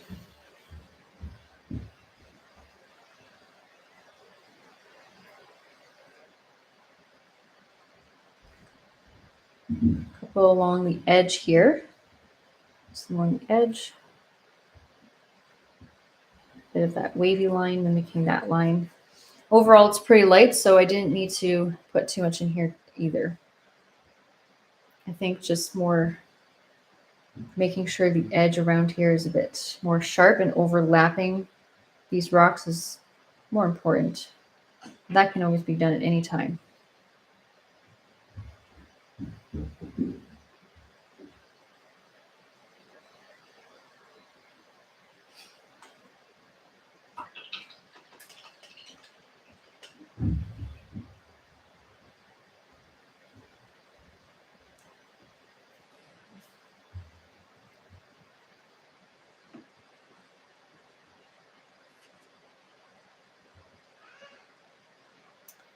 Okay, and in between these rocks, it's nice to take more black in with your dark brown, so it's almost black looking.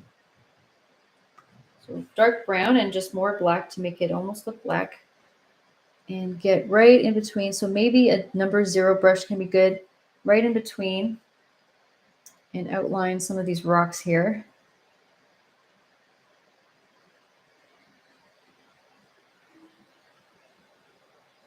A little bit more definition.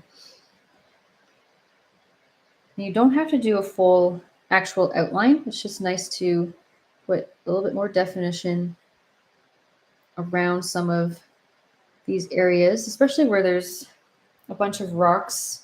Like there's 3 rocks right here. So there's going to be more of like a crease, and you can see more of the shadow in the crevices.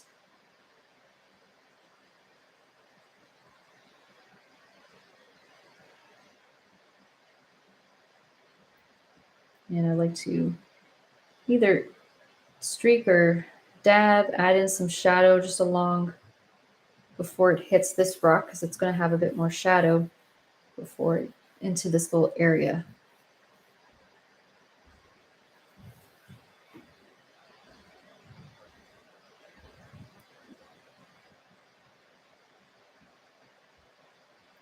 And overall, I would say wherever it's already pretty dark, so where you had your darker brown, generally you want to keep as your more shadowed area. And where it's brighter, you can leave it for more lighter colors. So down here, I can just touch up on some darkness. And there's a touch blue, that's okay. And maybe a little outline around here.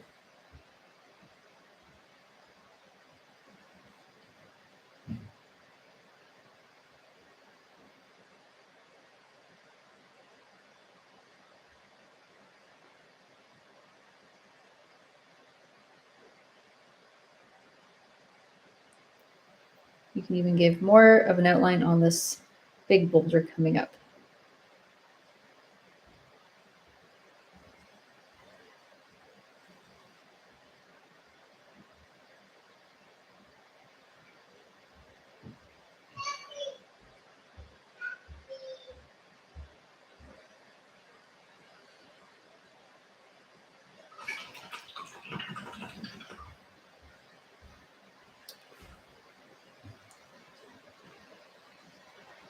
So once you have more of your neutral tones, so the browns, the yellow ochre we started with, and then we put in some more shadow and highlight. Generally the shadow is more on the bottom and the highlight's more on the top, and you can see that the lines are not blended. Some of the lines are just, I put a streak and I just left it. I let the texture sit. That's the style. So just try to practice with that. If you're not used to it and it's out of your comfort zone, do it. Just give it a try. You'll be surprised by when you take a few steps back, it looks like it has the shadow and the highlight at the top. It gives it more of that depth. Now I'm moving to a couple of warmer colors. So I'm putting in some more like orange, and you can put in, this is where we can start introducing a bit of teal for a cooler color that's coming in on here. But you can see there's a bit more streaks of color of orange, more orangey browns to help highlight some of these rocks.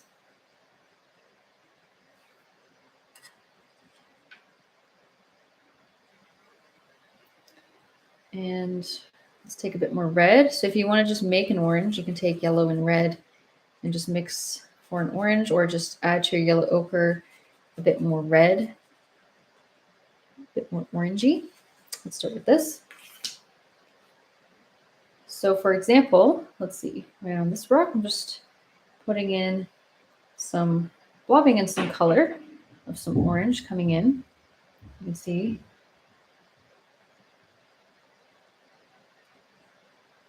Just around anywhere, it's like the middle, the top, some in the middle, like towards the bottom, and on some of the sides.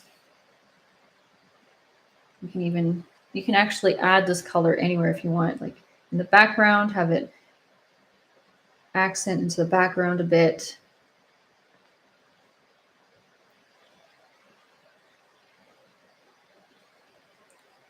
Put a streak of orange on some of the rocks. I'm doing short little lines, so you can add some in between some of your highlight and shadow. I think that's a good middle area to put it.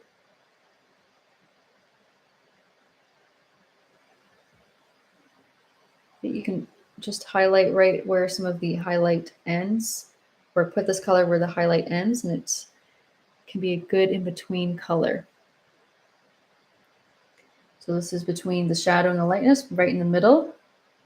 Put a bit of that orange, or if you want to put some on the sides.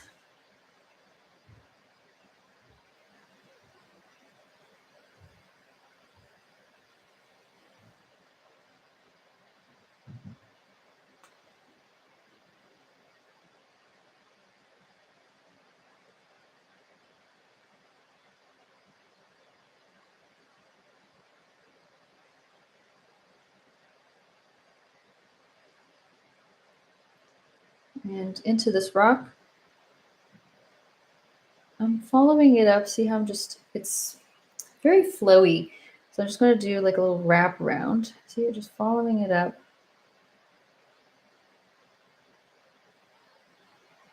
Just giving it lots of smooth, soft streaks. Very wavy, coming up a bit, some indents.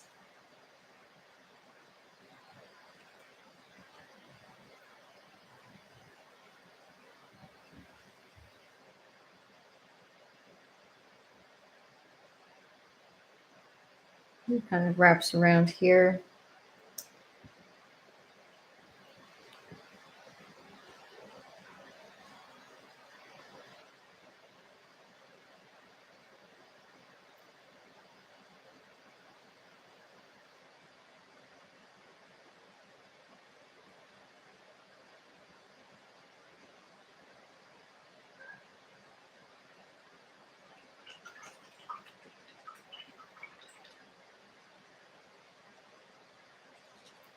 And if there's any extra darker red you want to put in, so more red to your orange, probably do it now. Not really anywhere that I haven't really added more red into these sections, maybe into this one where it seems like it's in a darker spot overall, so it can be a deeper red.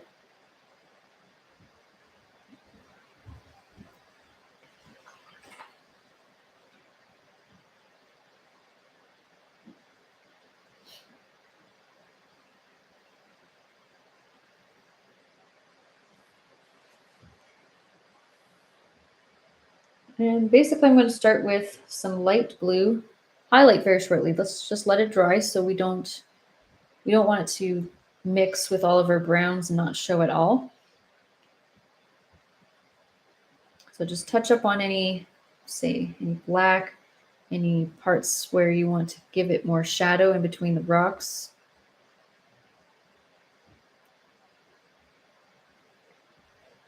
And then we'll put in some of that blue and final highlight on the rocks. So we can go back down here and start working on those two while we're waiting for this.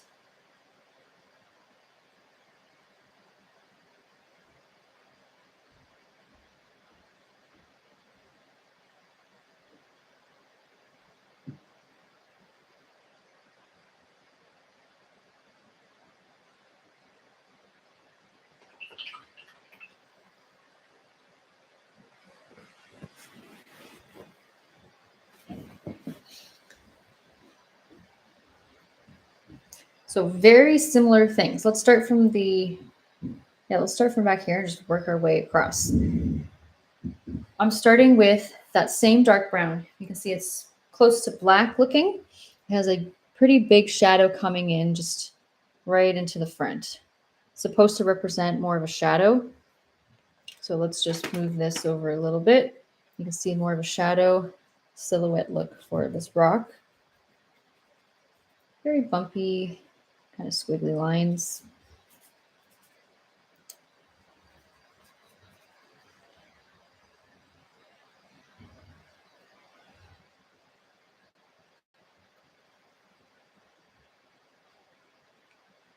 And then with my lighter yellow ochre, so it's just a little bit lighter than what we had here.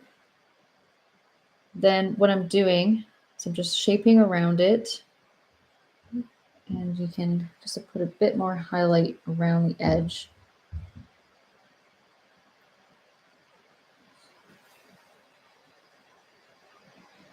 It's kind of like a bit of a second coat.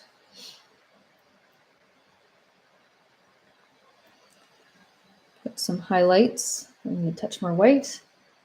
Highlights, just trying to make it look like there's more to this rock formation that's coming in. So a couple little streaks rounding at the bottom and maybe along some of the tops.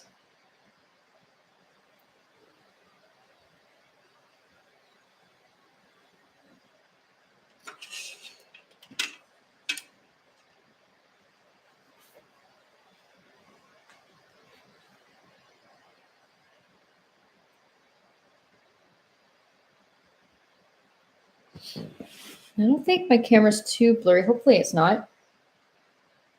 It doesn't look like it on my end, actually. So that similar dark brown that we were just using here is not the super dark one, but it's an in-between dark brown. I like to go back to that. Let's start putting in a bit more indents and creases into some of our rocks. So you want to make it look like there's layers in a way. So you're trying to outline more layers of rocks on this area.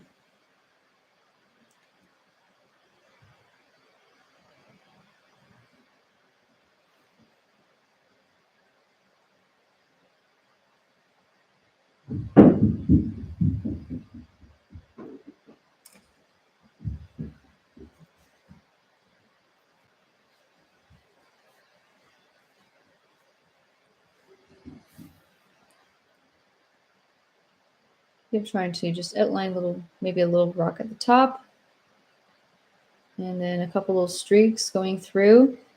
Nothing in particular that I was trying to fully outline, just knew that I had to do a couple streaks coming down in the middle here.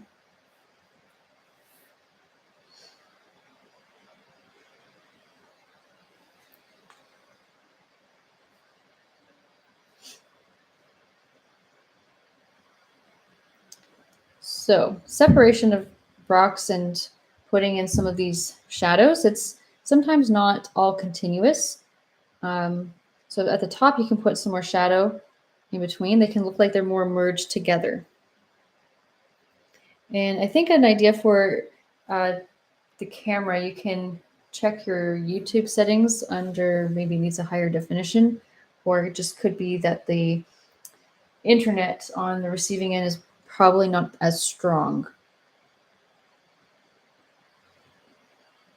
Okay, so this rock right here, I feel like needs a bit more definition than the one that's behind it. So I'll just put a little bit of that and just light little touches kind of throughout.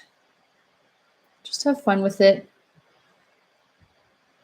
A little bit at the bottom. Some more shadow down here.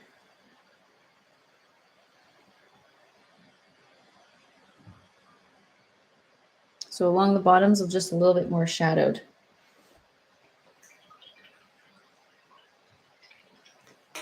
Okay, so you can see some of these lines that I've put in, and it's got some shorter streaks here just to give it more shape. to make a particular shape. So just try to put some in different spots, see what comes out of it.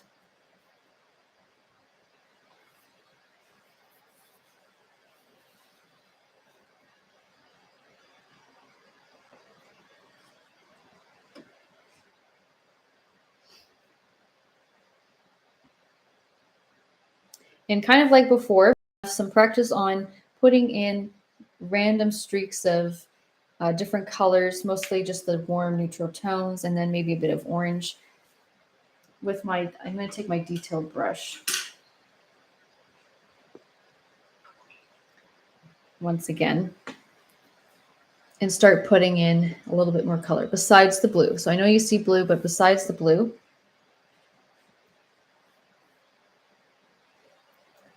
let's start with a little bit more red. This one has actually a little bit more red overall down here, more warmer orange. I think I'll just add more red to some of that yellow ochre. Seems pretty safe and not going to be overly red. So it's a very reddish brown looking color. Just putting in some highlight at the top, some streaks. And you can put some in through some rocks as little indents as well.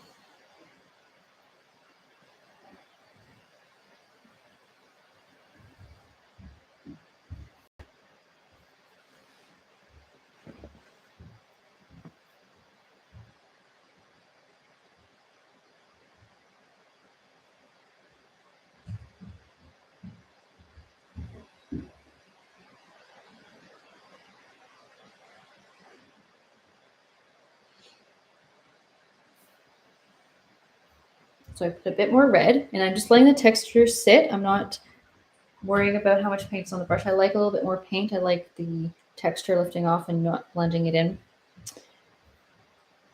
More white in with my, so more of that super highlight we were trying to do up here. More white added in. You can see it's much brighter.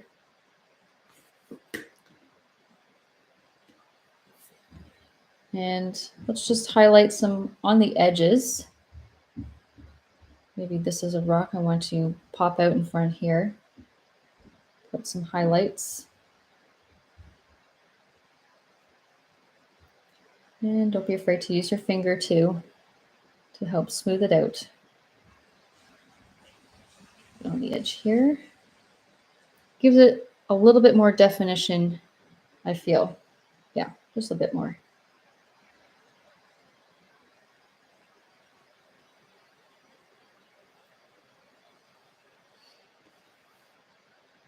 Up here, some highlight.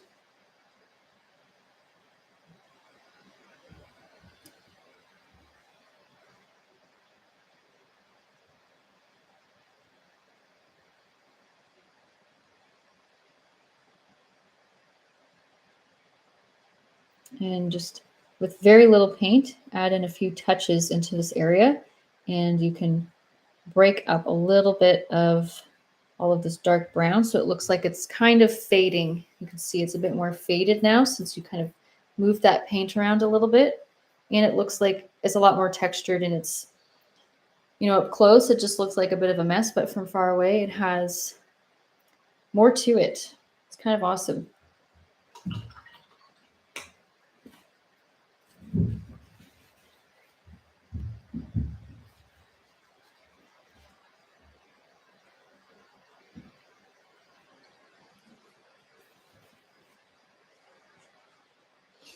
So for the most part, I do mess around with some colors to my liking. We do have highlight shadows. You can define more of your rocks with your detailed brush with a mostly black and some brown. But in between all of that, always take a step back. Just look at it, see what else you need to add in. So you can always just deepen the shadow in between whatever rocks you're trying to outline first of all. Okay, just short little lines. I'm not doing full outlines. We don't need to do cartoon outlines. And maybe a bit more, I think, yellow ochre, some in-between browns. Just some darker brown maybe down here. Haven't done any of the shadows yet. Maybe a bit more outlining.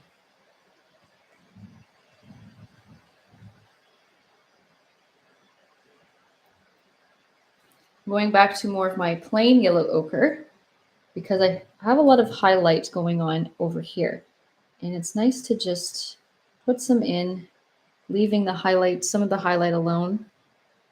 And voila, you have highlight, and then you have some in between, more of a yellow ochre just below it. So I'm going to put some just below, next to it.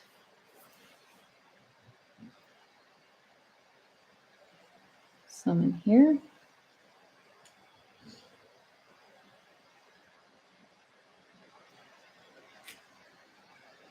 So let me know how this is going for you guys. I know this is very, very different styles, not just something that you can just teach stroke for stroke. It's more intuitive, but very fun, and the interpretation is what it's all about.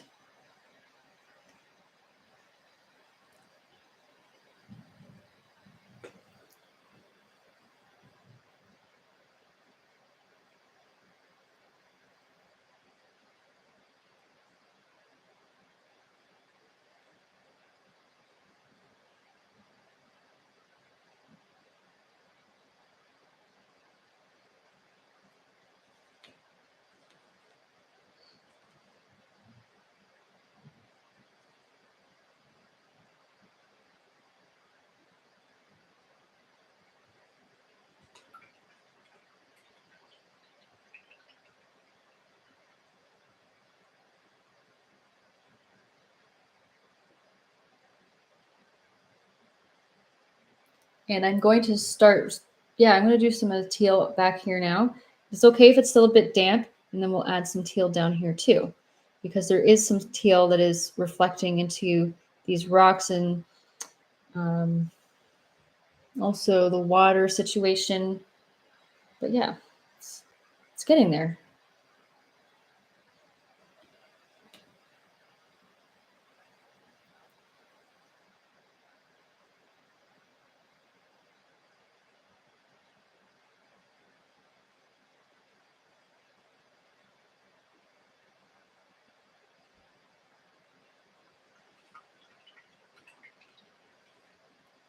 Same detail brush, washed it off. I'm going to be using some teal now.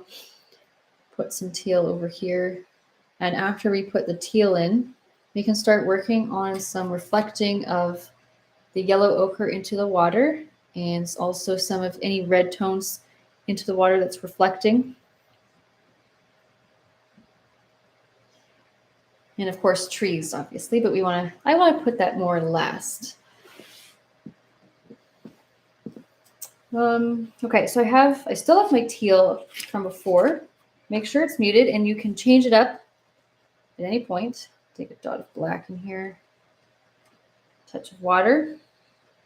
Twirl your brush into your paint with a bit of water. You can grab a bit more of a generous amount. So at the bottom, it's kind of, you can see I started a bit more at the bottom where looks like it's almost blending into this water in a weird sort of way. So you can do that. But let me just show you with some highlights on, say, some of the rocks. So like right over here, I just put a little bit of a blue highlight, just on some of the tops of the rocks. Maybe little streaks, just streaks of color. It's almost like it's reflecting some of the water, it's picking up from the shiny parts, it's picking up some of the watercolor and sky.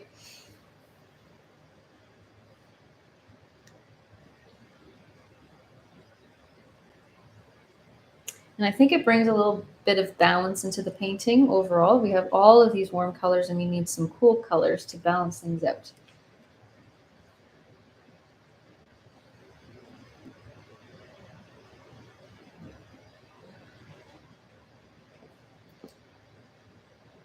Down here, I'm just going to be pretty generous.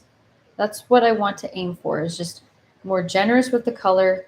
It's not just a small amount, it is quite a bit.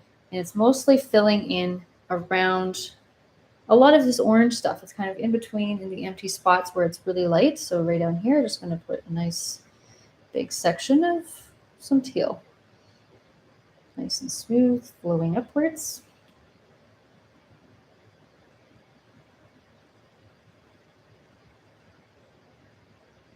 Don't mind overlapping some orange too.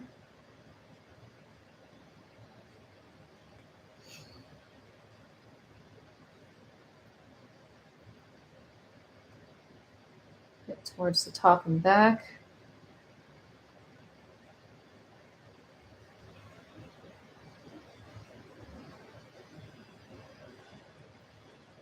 Add a bit more white coming down.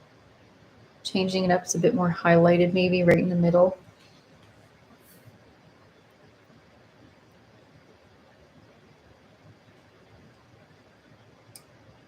Or possibly darker along the edge.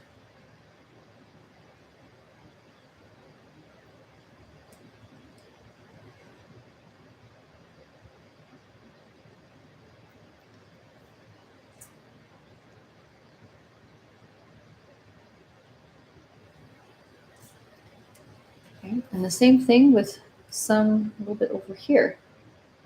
I'm going to add a touch more black because I'm finding that when I add a bit more black, especially into shadowed parts, it's not going to be as vibrant. It still has that bit of color. You can also give it a bit more green tinge. So a bit more yellow if it's too bluish.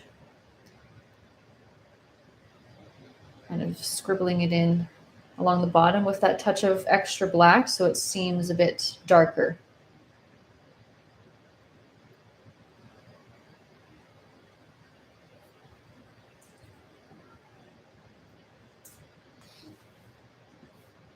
Wiping off extra paint, and you can just dry brush it onto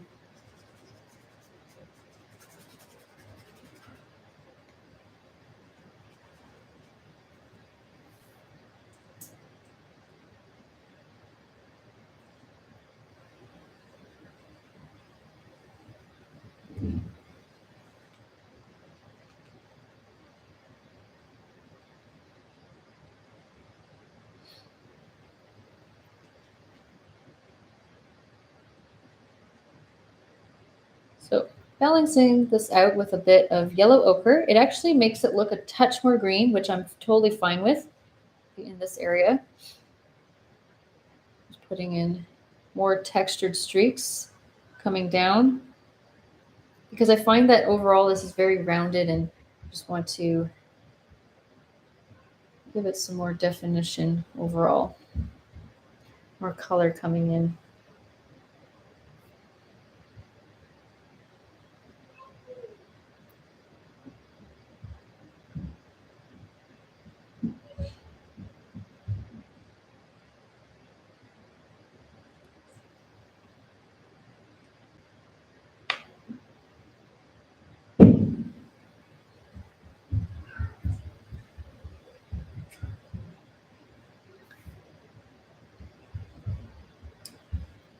So to separate this rock, just maybe a bit of dark brown to help make sure it's separated overall.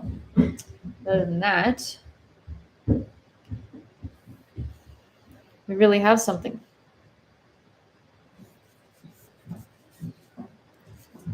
It's pretty nice. And this is just any more highlights you want to put on top, playing around with color. It's kind of hard to stop, really. It's especially if you're having fun with putting in this color and it's messing around with the way that the highlights and the shadows look overall.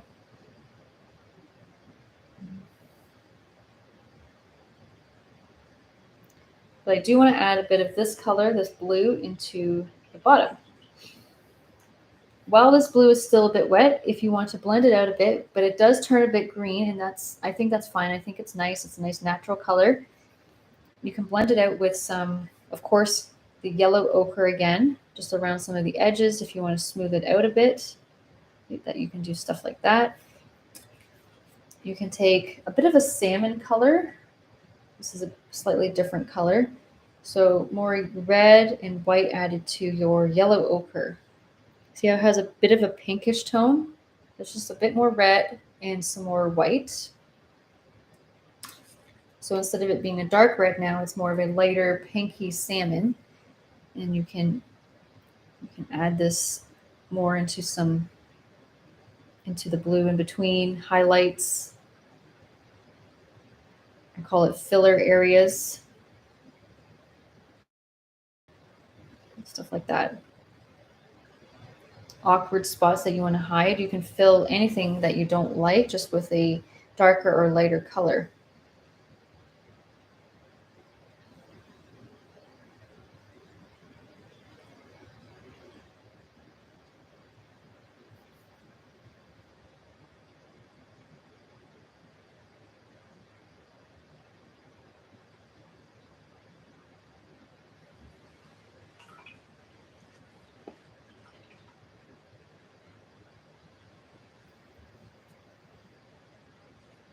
And then again with some blue at the bottom, a bit of black added with your teal.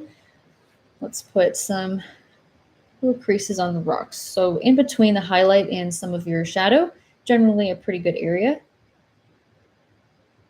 Give it a bit more shaping. Just around down here. It's a bit random for me. Maybe put a little bit along the outside of your rock so you can take a bit more black so you can start shadowing along just at the very bottom.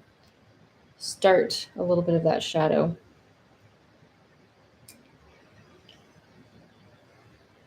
Just a little bit of color here maybe, and a little bit up here. Yeah. Okay. So not a whole ton on the rocks down here, mostly up here into this rock. I went pretty happy with it. Pretty happy with the amount of color. But in the painting, it did have quite a bit in here too.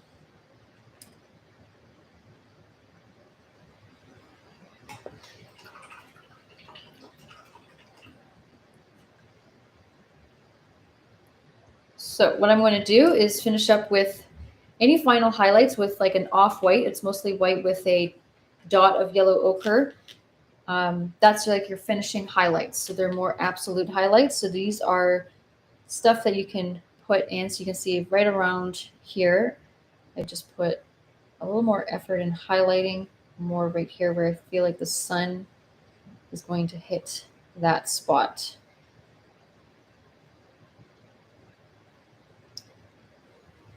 And right around here.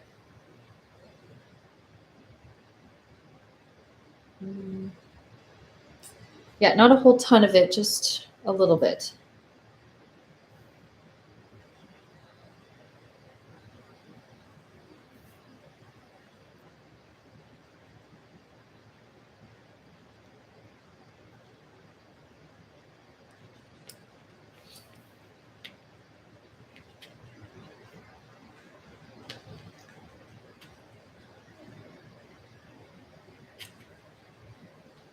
And I'm thinking we should move on to finishing up the shadows and the reflection into the water before we start our trees. So we have a lot of the hard parts done, I would say. Yeah.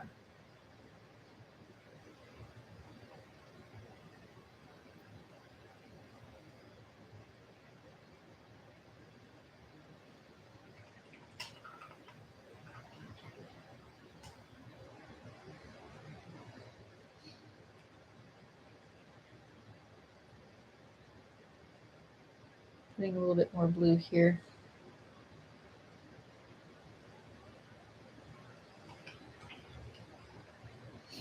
I'm switching back to my flat number 4.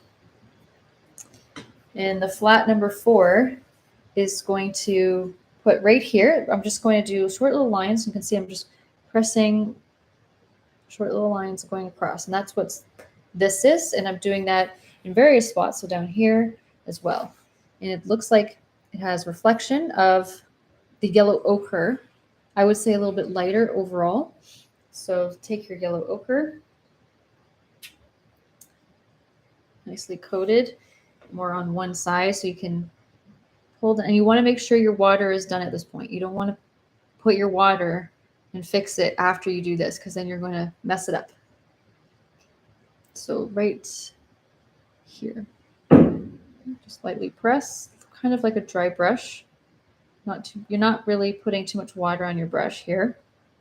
So in the painting, I noticed that this was reflecting into the water, just going straight across like this.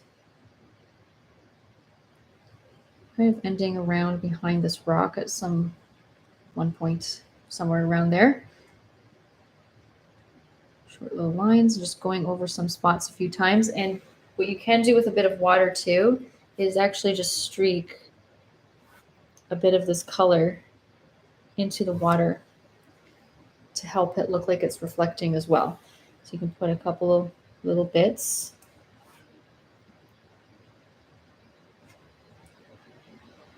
Just smooth it out. Looks a bit more faint.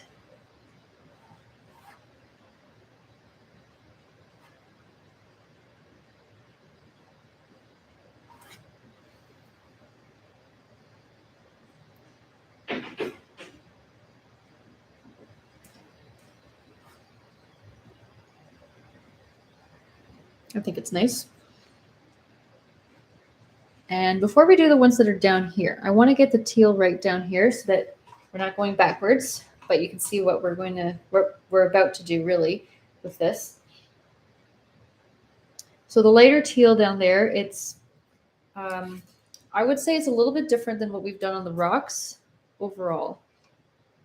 Pretty similar. Let's just take a bit more white, I think is good, into our light teal, or just start again, mix more of a brighter light teal. So not as much black, a bit of blue, a little bit of, just a touch of yellow is all you need. So definitely more blue, by 3 parts to 1 part yellow, and just a smidge of black, not as much as we took before. Take more white.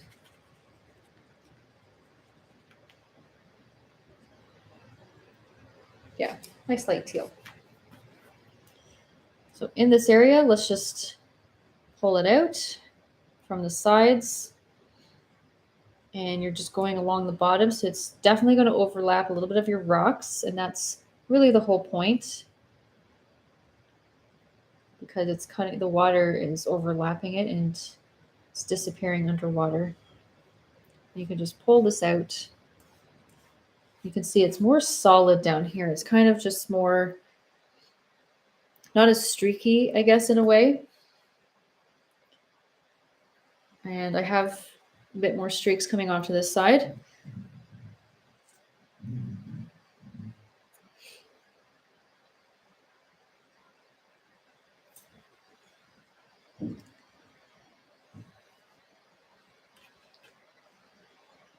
Then if you need to, so you can always put a bit more black in with your, go back to your darker teal or your something like this that we were doing up here, just more black added into your teal.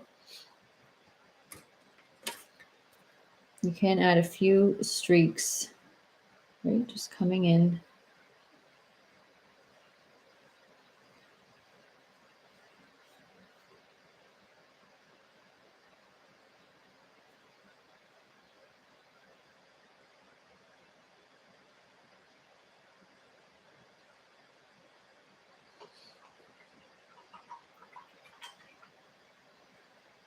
And I'll add in a bit of a warm brown.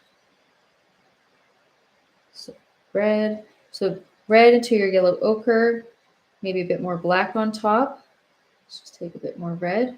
So it's a warmer reddish brown, similar to our rock color, because we wanted to make it look like it's reflecting into the water a smidge. Right around here. Off to the side. Just pull it out. Streak it out. Give it a bit of reflection. And when it's still a bit wet, it kind of blends out.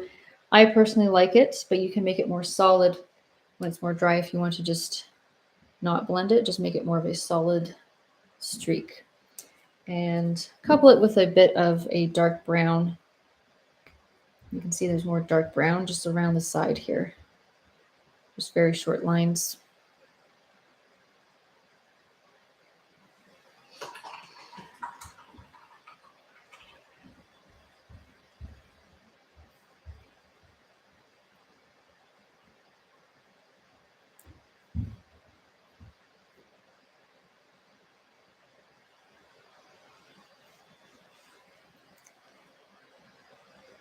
So one of the last things that before I do the yellow, the ochre just kind of streaking down, this is where you can have a bit of fun. You can take a little bit of just plain white and you can lightly streak. You do short little tiny lines. If you like it to look kind of like some water is crashing up a little bit up to the rocks, just in this area,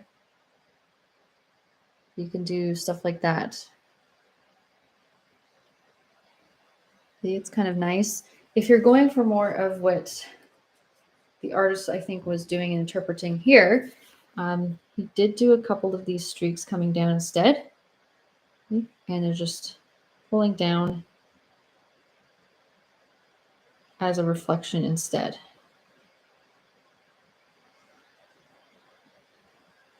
It was very tempting for me to do the water kind of crashing up, but you can do, I guess, a little bit of both. A little bit of both is nice.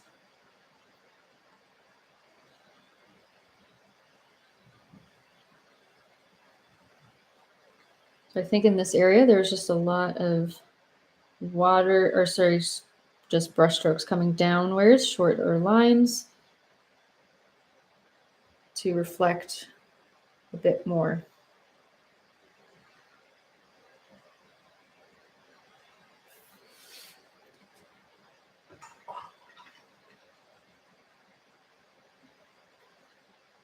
Okay, so grabbing that yellow ochre, let's put some right around here. Just take a generous amount of paint, pull some of it down.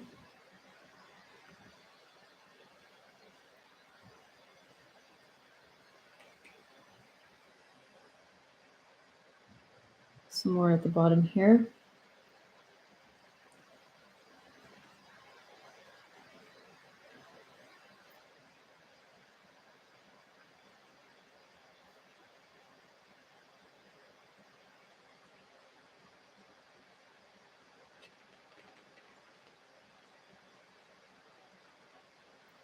Doing a little bit more of a second coat over here so it's much more obvious. You can go a little bit with very little paint. You can actually go a little bit more higher and longer to make it look like it's a bit more faded on the bottoms and tops, just in general. And more concentrated in the middle.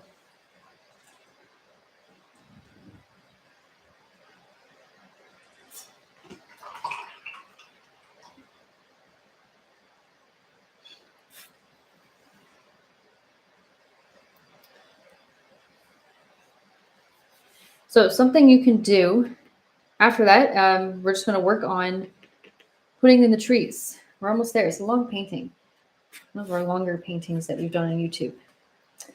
And if you need to, don't be discouraged if these streaks are really messing you up and you're not a big fan of it.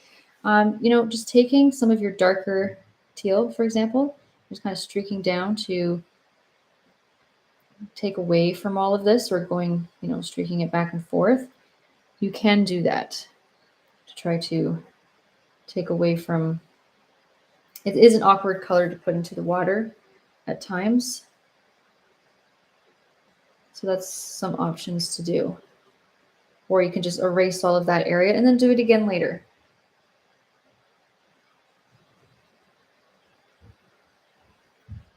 However, I'm going to pretty much leave all of this stuff down here.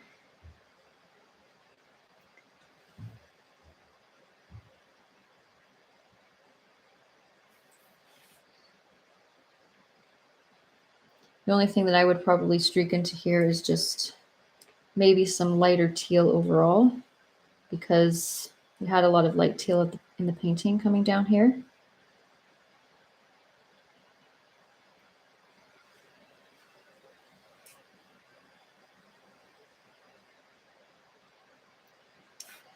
All right.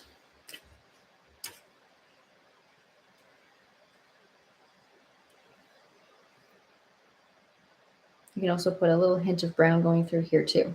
Okay, so just ideas. Let's start on our trees. Trees are raw umber. I would use raw umber, or you can mix your dark brown with me if you have any left over. And then we're going to put the greenery on top afterwards. We're not going to do the greenery first. We're going to do all of the tree. It's going to look really kind of silly. And then we're going to put the leaves on afterwards. It's going to help us mark a little bit more of where some of the green is flowing and how it's blowing away. So there's different styles for doing this. And the group of 7 has a very particular style of trees, as we probably know.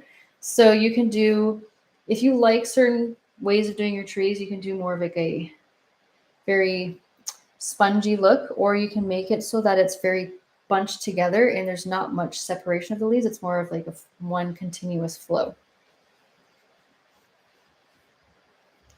Overall, it does look like it has one continuous flow and just chunks of leaves kind of merging and blowing away together.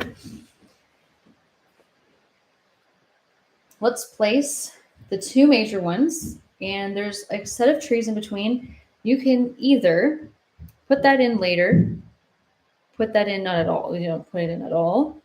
I would say put it in afterwards, so you can fit it directly in between these 2 trees.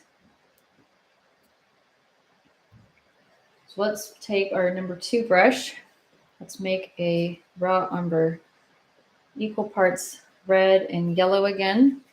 Mostly if you just mix kind of like all your colors together, you get some sort of brown. So I just take equal parts red and yellow, contaminated paint. Already looks a bit brown, and then just add black. We're going to add a fair bit of black just because it's going to give it a chestnut looking brown now. So I'm just taking my water as usual. Let's take a smidge more black.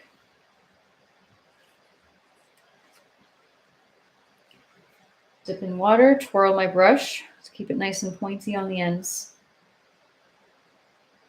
Okay.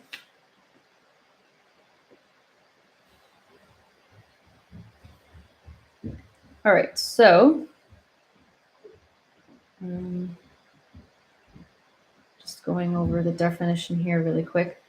So we can kind of see that we have this tree that's just curling up, going to the very, very absolute top, just right around here. So that's what I'm going to do. I'm going to go for it, and don't freak out. Nice and thin at the top, a little bit wider. I wouldn't say much, a lot wider, but just wider at the bottom. Let's press a little bit lighter up here.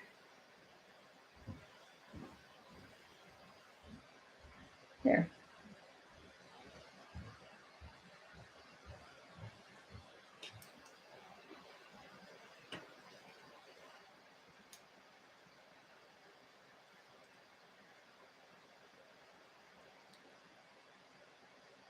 So making it pretty solid.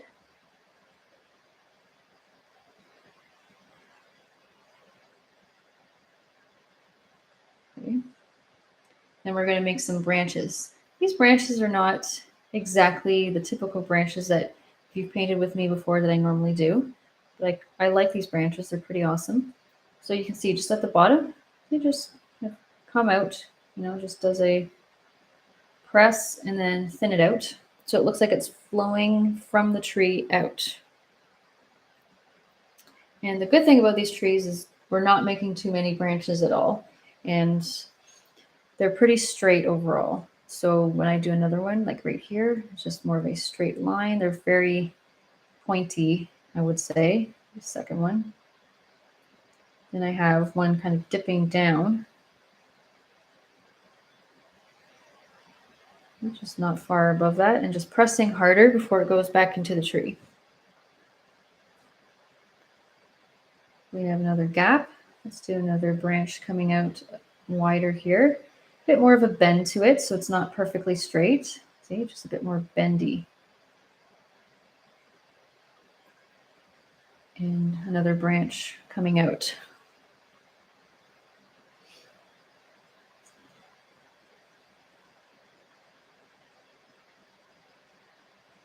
So you can do certain branches that have more branches kind of coming from one spot and just going outwards to, looks like it's going to hold a bunch of leaves on the ends of them. And then here, you know, whatever you can put up there. And you can see not much happening on this side.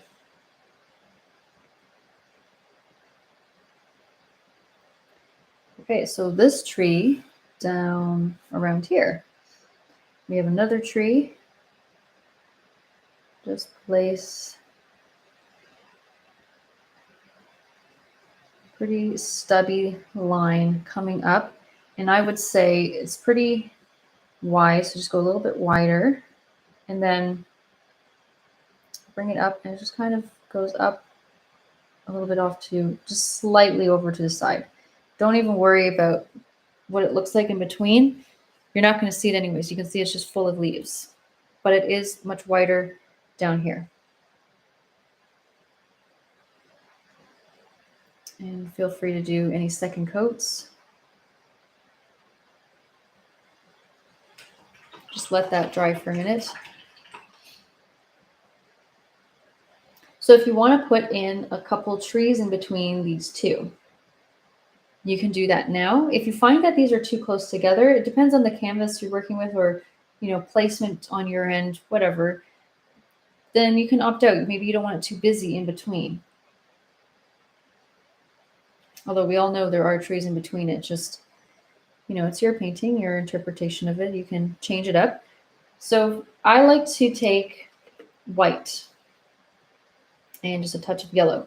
So you're taking light yellow on top of your wet brown, just bright yellow, and just highlight, some of the, right on the sides. So just let it pick up that brown. See, nice and highlighted. Or add a bit of white to your brown, or add some white to your yellow ochre. There's so many things you can do. So brown, and maybe add a touch more white to it.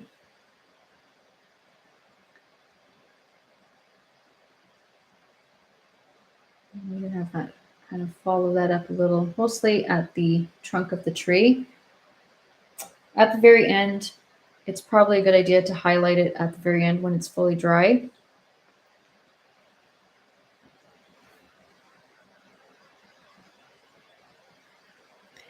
And someone's asking the size of my canvas. It's a 12 by 16.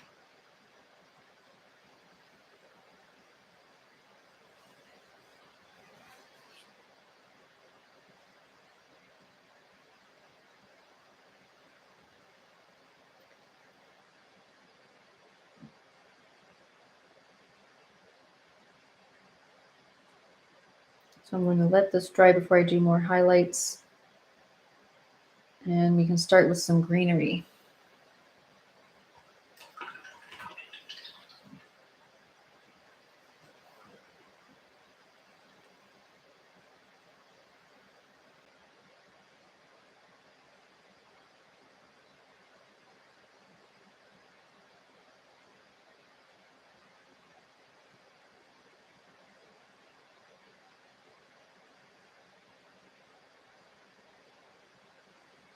Just waiting a minute for this to dry a little tad longer.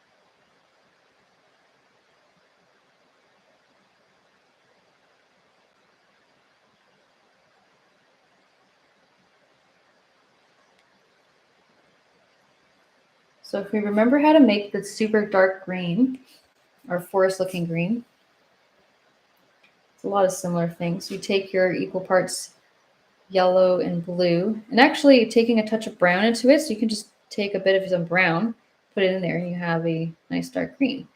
Only a little bit of white is really needed, so just it helps cover the background, acts a bit like a medium. So you just need a little bit of that in there, and you can see how it's looking. I think I'll add a touch more brown into it, and let's see, maybe a bit more blue, touch of black. I like the less vibrant look, much more dark.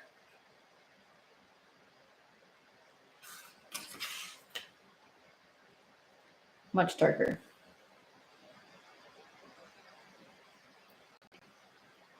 So let's just test this out. Let's start, I didn't even do these trees in the middle. I'll probably do them afterwards. Oh boy, where should I start? I think I'll start somewhere around down here. Let's just start down here. So you can see I can show some of these branches at the bottom are still showing. So I'm just going to start with using more of the corner, kind of like flicking it out. You know, it's like that's this, like it's blowing away, right? So you're just kind of flicking it out, and it's got lots of clumps. I'm just overlapping my tree to the other side, and there's a section.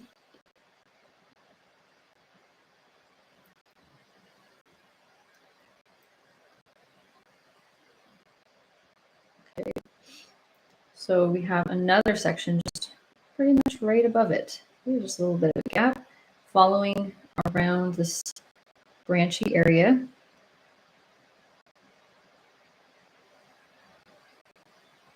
And feel free to use a detailed brush to give it more of a flicking off to the side kind of appearance.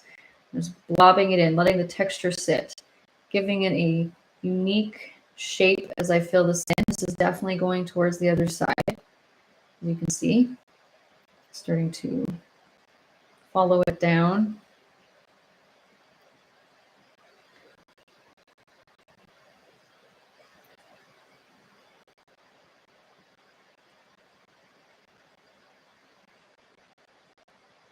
And on the end of this one, there's a lot hanging off here, just drooping a bit down. And just like merging in a way with the one above it.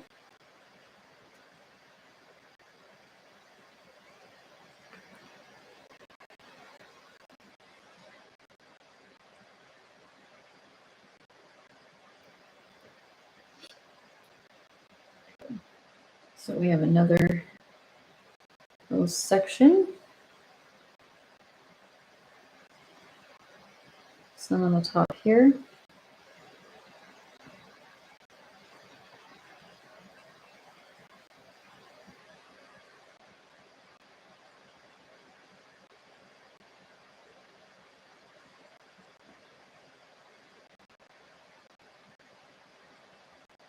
Some in between, as you can see, just right in between. They all look like they're kind of angled and blowing towards the obvious direction over here. And so we have some at the top, off to the side. At the very top, there's a little grouping. Yeah.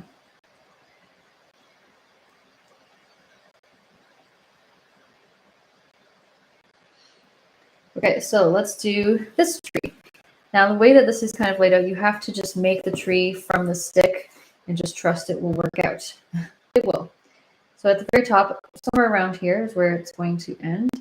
Putting a couple little dabs. You can see it's just a little bit less at the top overall. Just lightly tapping, so it looks like you have a small little group of leaves, maybe some sticking out on either side. And then I would say start getting a little bit wider. So I'm going to get, into the middle, a little bit wider coming out, going upwards on an angle. And then start going out. You can see it's going out heavier on the side. And start grouping it together into the middle again.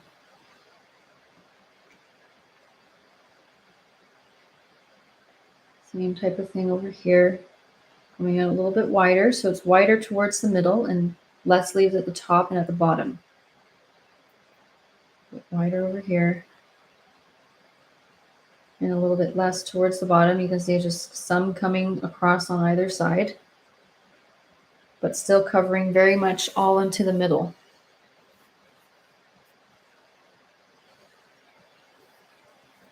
And then there's a little bit on this side, just putting some in.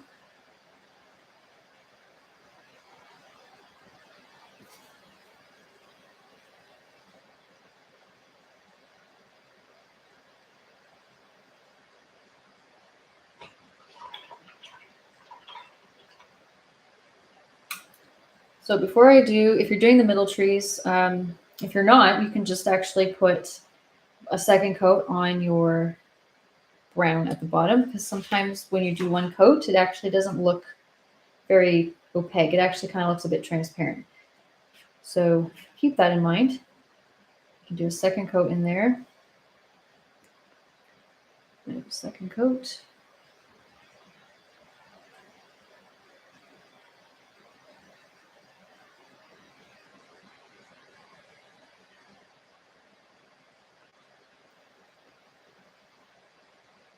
And you can add branches in between. So if you feel like there's some empty spots that you put a branch that doesn't really show anymore, just add a bit more. You can put a little bit more in.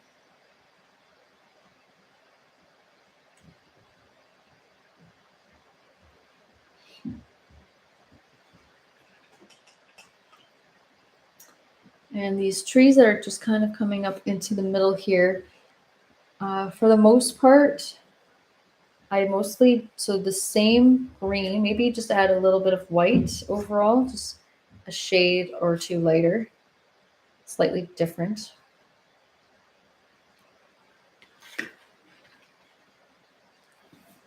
Let's just group it somewhere in here. Bring it up and just see like little taps at the top. And it's almost like you're not even making,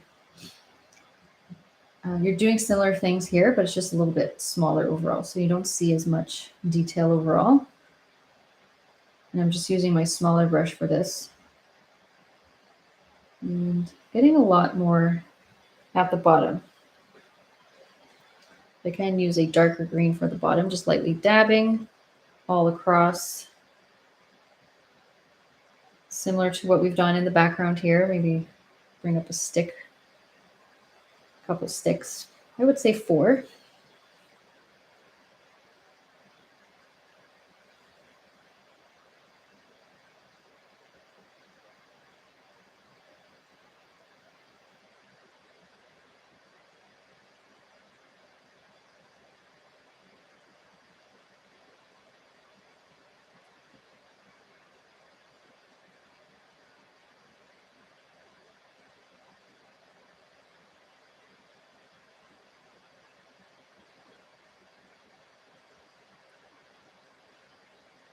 There, so now we have some distant trees.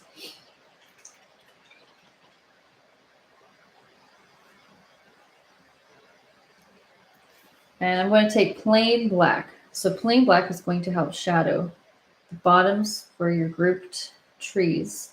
Not really expanding it. I'm going right inside of it, so just on the very bottoms.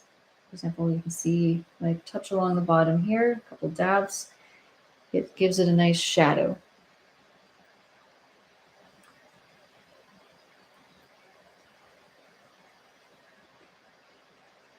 Shadows. You don't need to go crazy with the black. It's just trying to do a couple dabs towards some of the bottoms.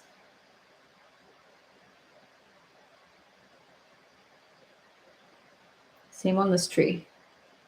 Bottoms. I think it will be more obvious too when I put a bit of a highlight as well.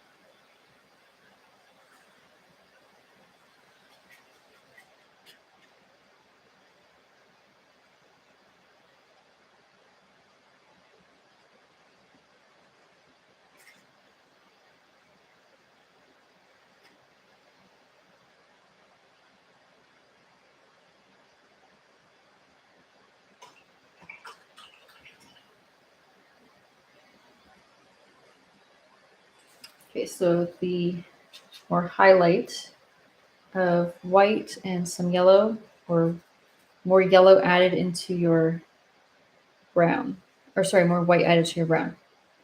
You can do that for on the sides of your trees. You can see on this one, I went on the right and on the left on this tree.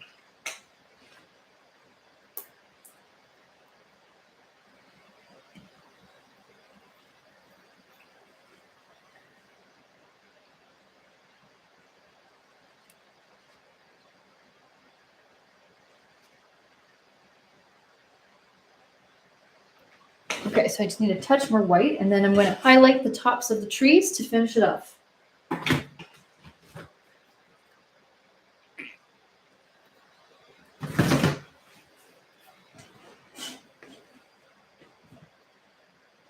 Okay, so white, touch of yellow, and a smidge of the dark brown. Take a smidge of the dark brown with mostly white. Okay.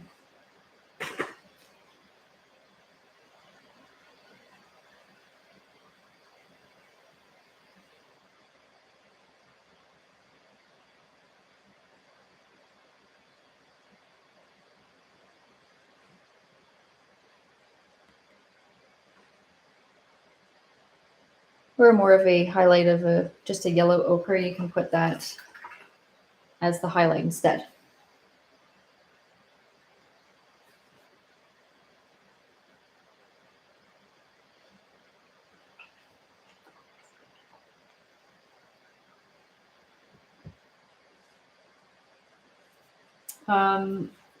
Vicky, that's interesting that you follow that person. No, it is Franklin Carmichael. You'll see. This was painted a long time ago. Long time ago. Way outliving the other guy. But he's a friend on Facebook that is also an artist. He may have painted this actually before as an interpretation of Franklin Carmichael.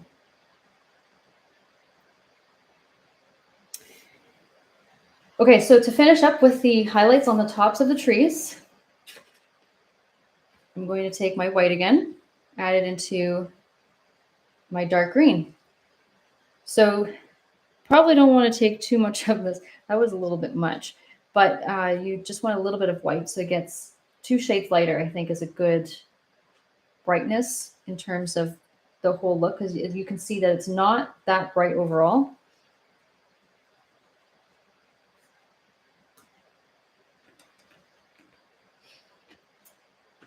Adding a touch of black just to be sure that it's still a bit of a grayish tone, just in case you're starting again with the green. And I'm going back to my medium, same medium brush,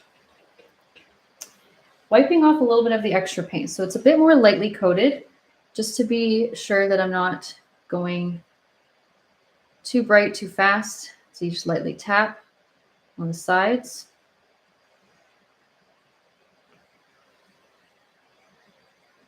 It's like a subtle highlight. I think that's kind of perfect. It's not too much, and it's still in a grouping, so it's more bunched together instead of spaced out and that kind of stuff. So it's more grouped together for the highlight. So here, let's put a bit more groupings into the highlighted areas at the tops of our little bunches of leaves.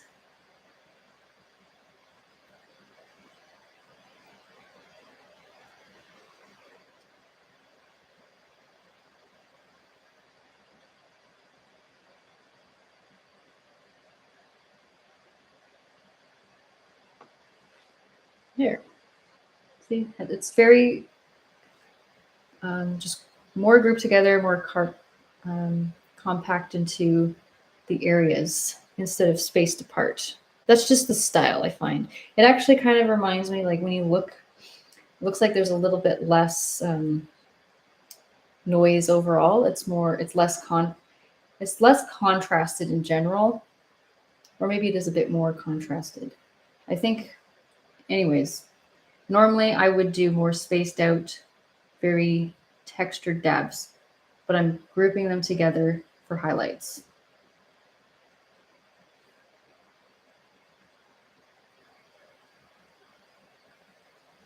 Hey, welcome, Kathy. Yep, we're just about to end. So this is pretty much the end of, the tutorial for this one. Quite long, hopefully worth it for you guys, and fun and definitely fun for me whenever I paint a group of 7 painting.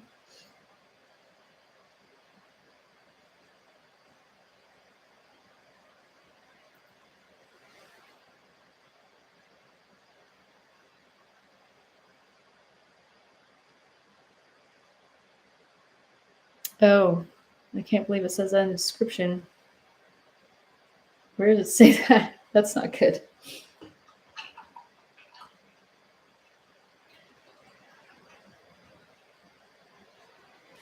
Oh, I'll get rid of it. That's okay. Okay, so thanks for joining me, guys. You can, we have Patreon now, so you can check it out there. We actually have a great promotion on it. So if you like painting with us on Zoom, you can get once a month a free Zoom through our Patreon page, and we'll be posting like giveaways there and tutorials too. This is Start Acrylic Paint. So it's from Curry's, my favorite.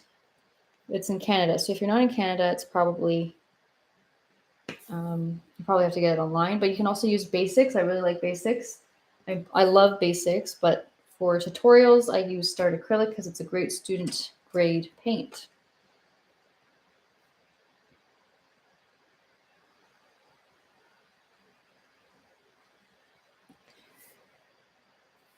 Bye, guys.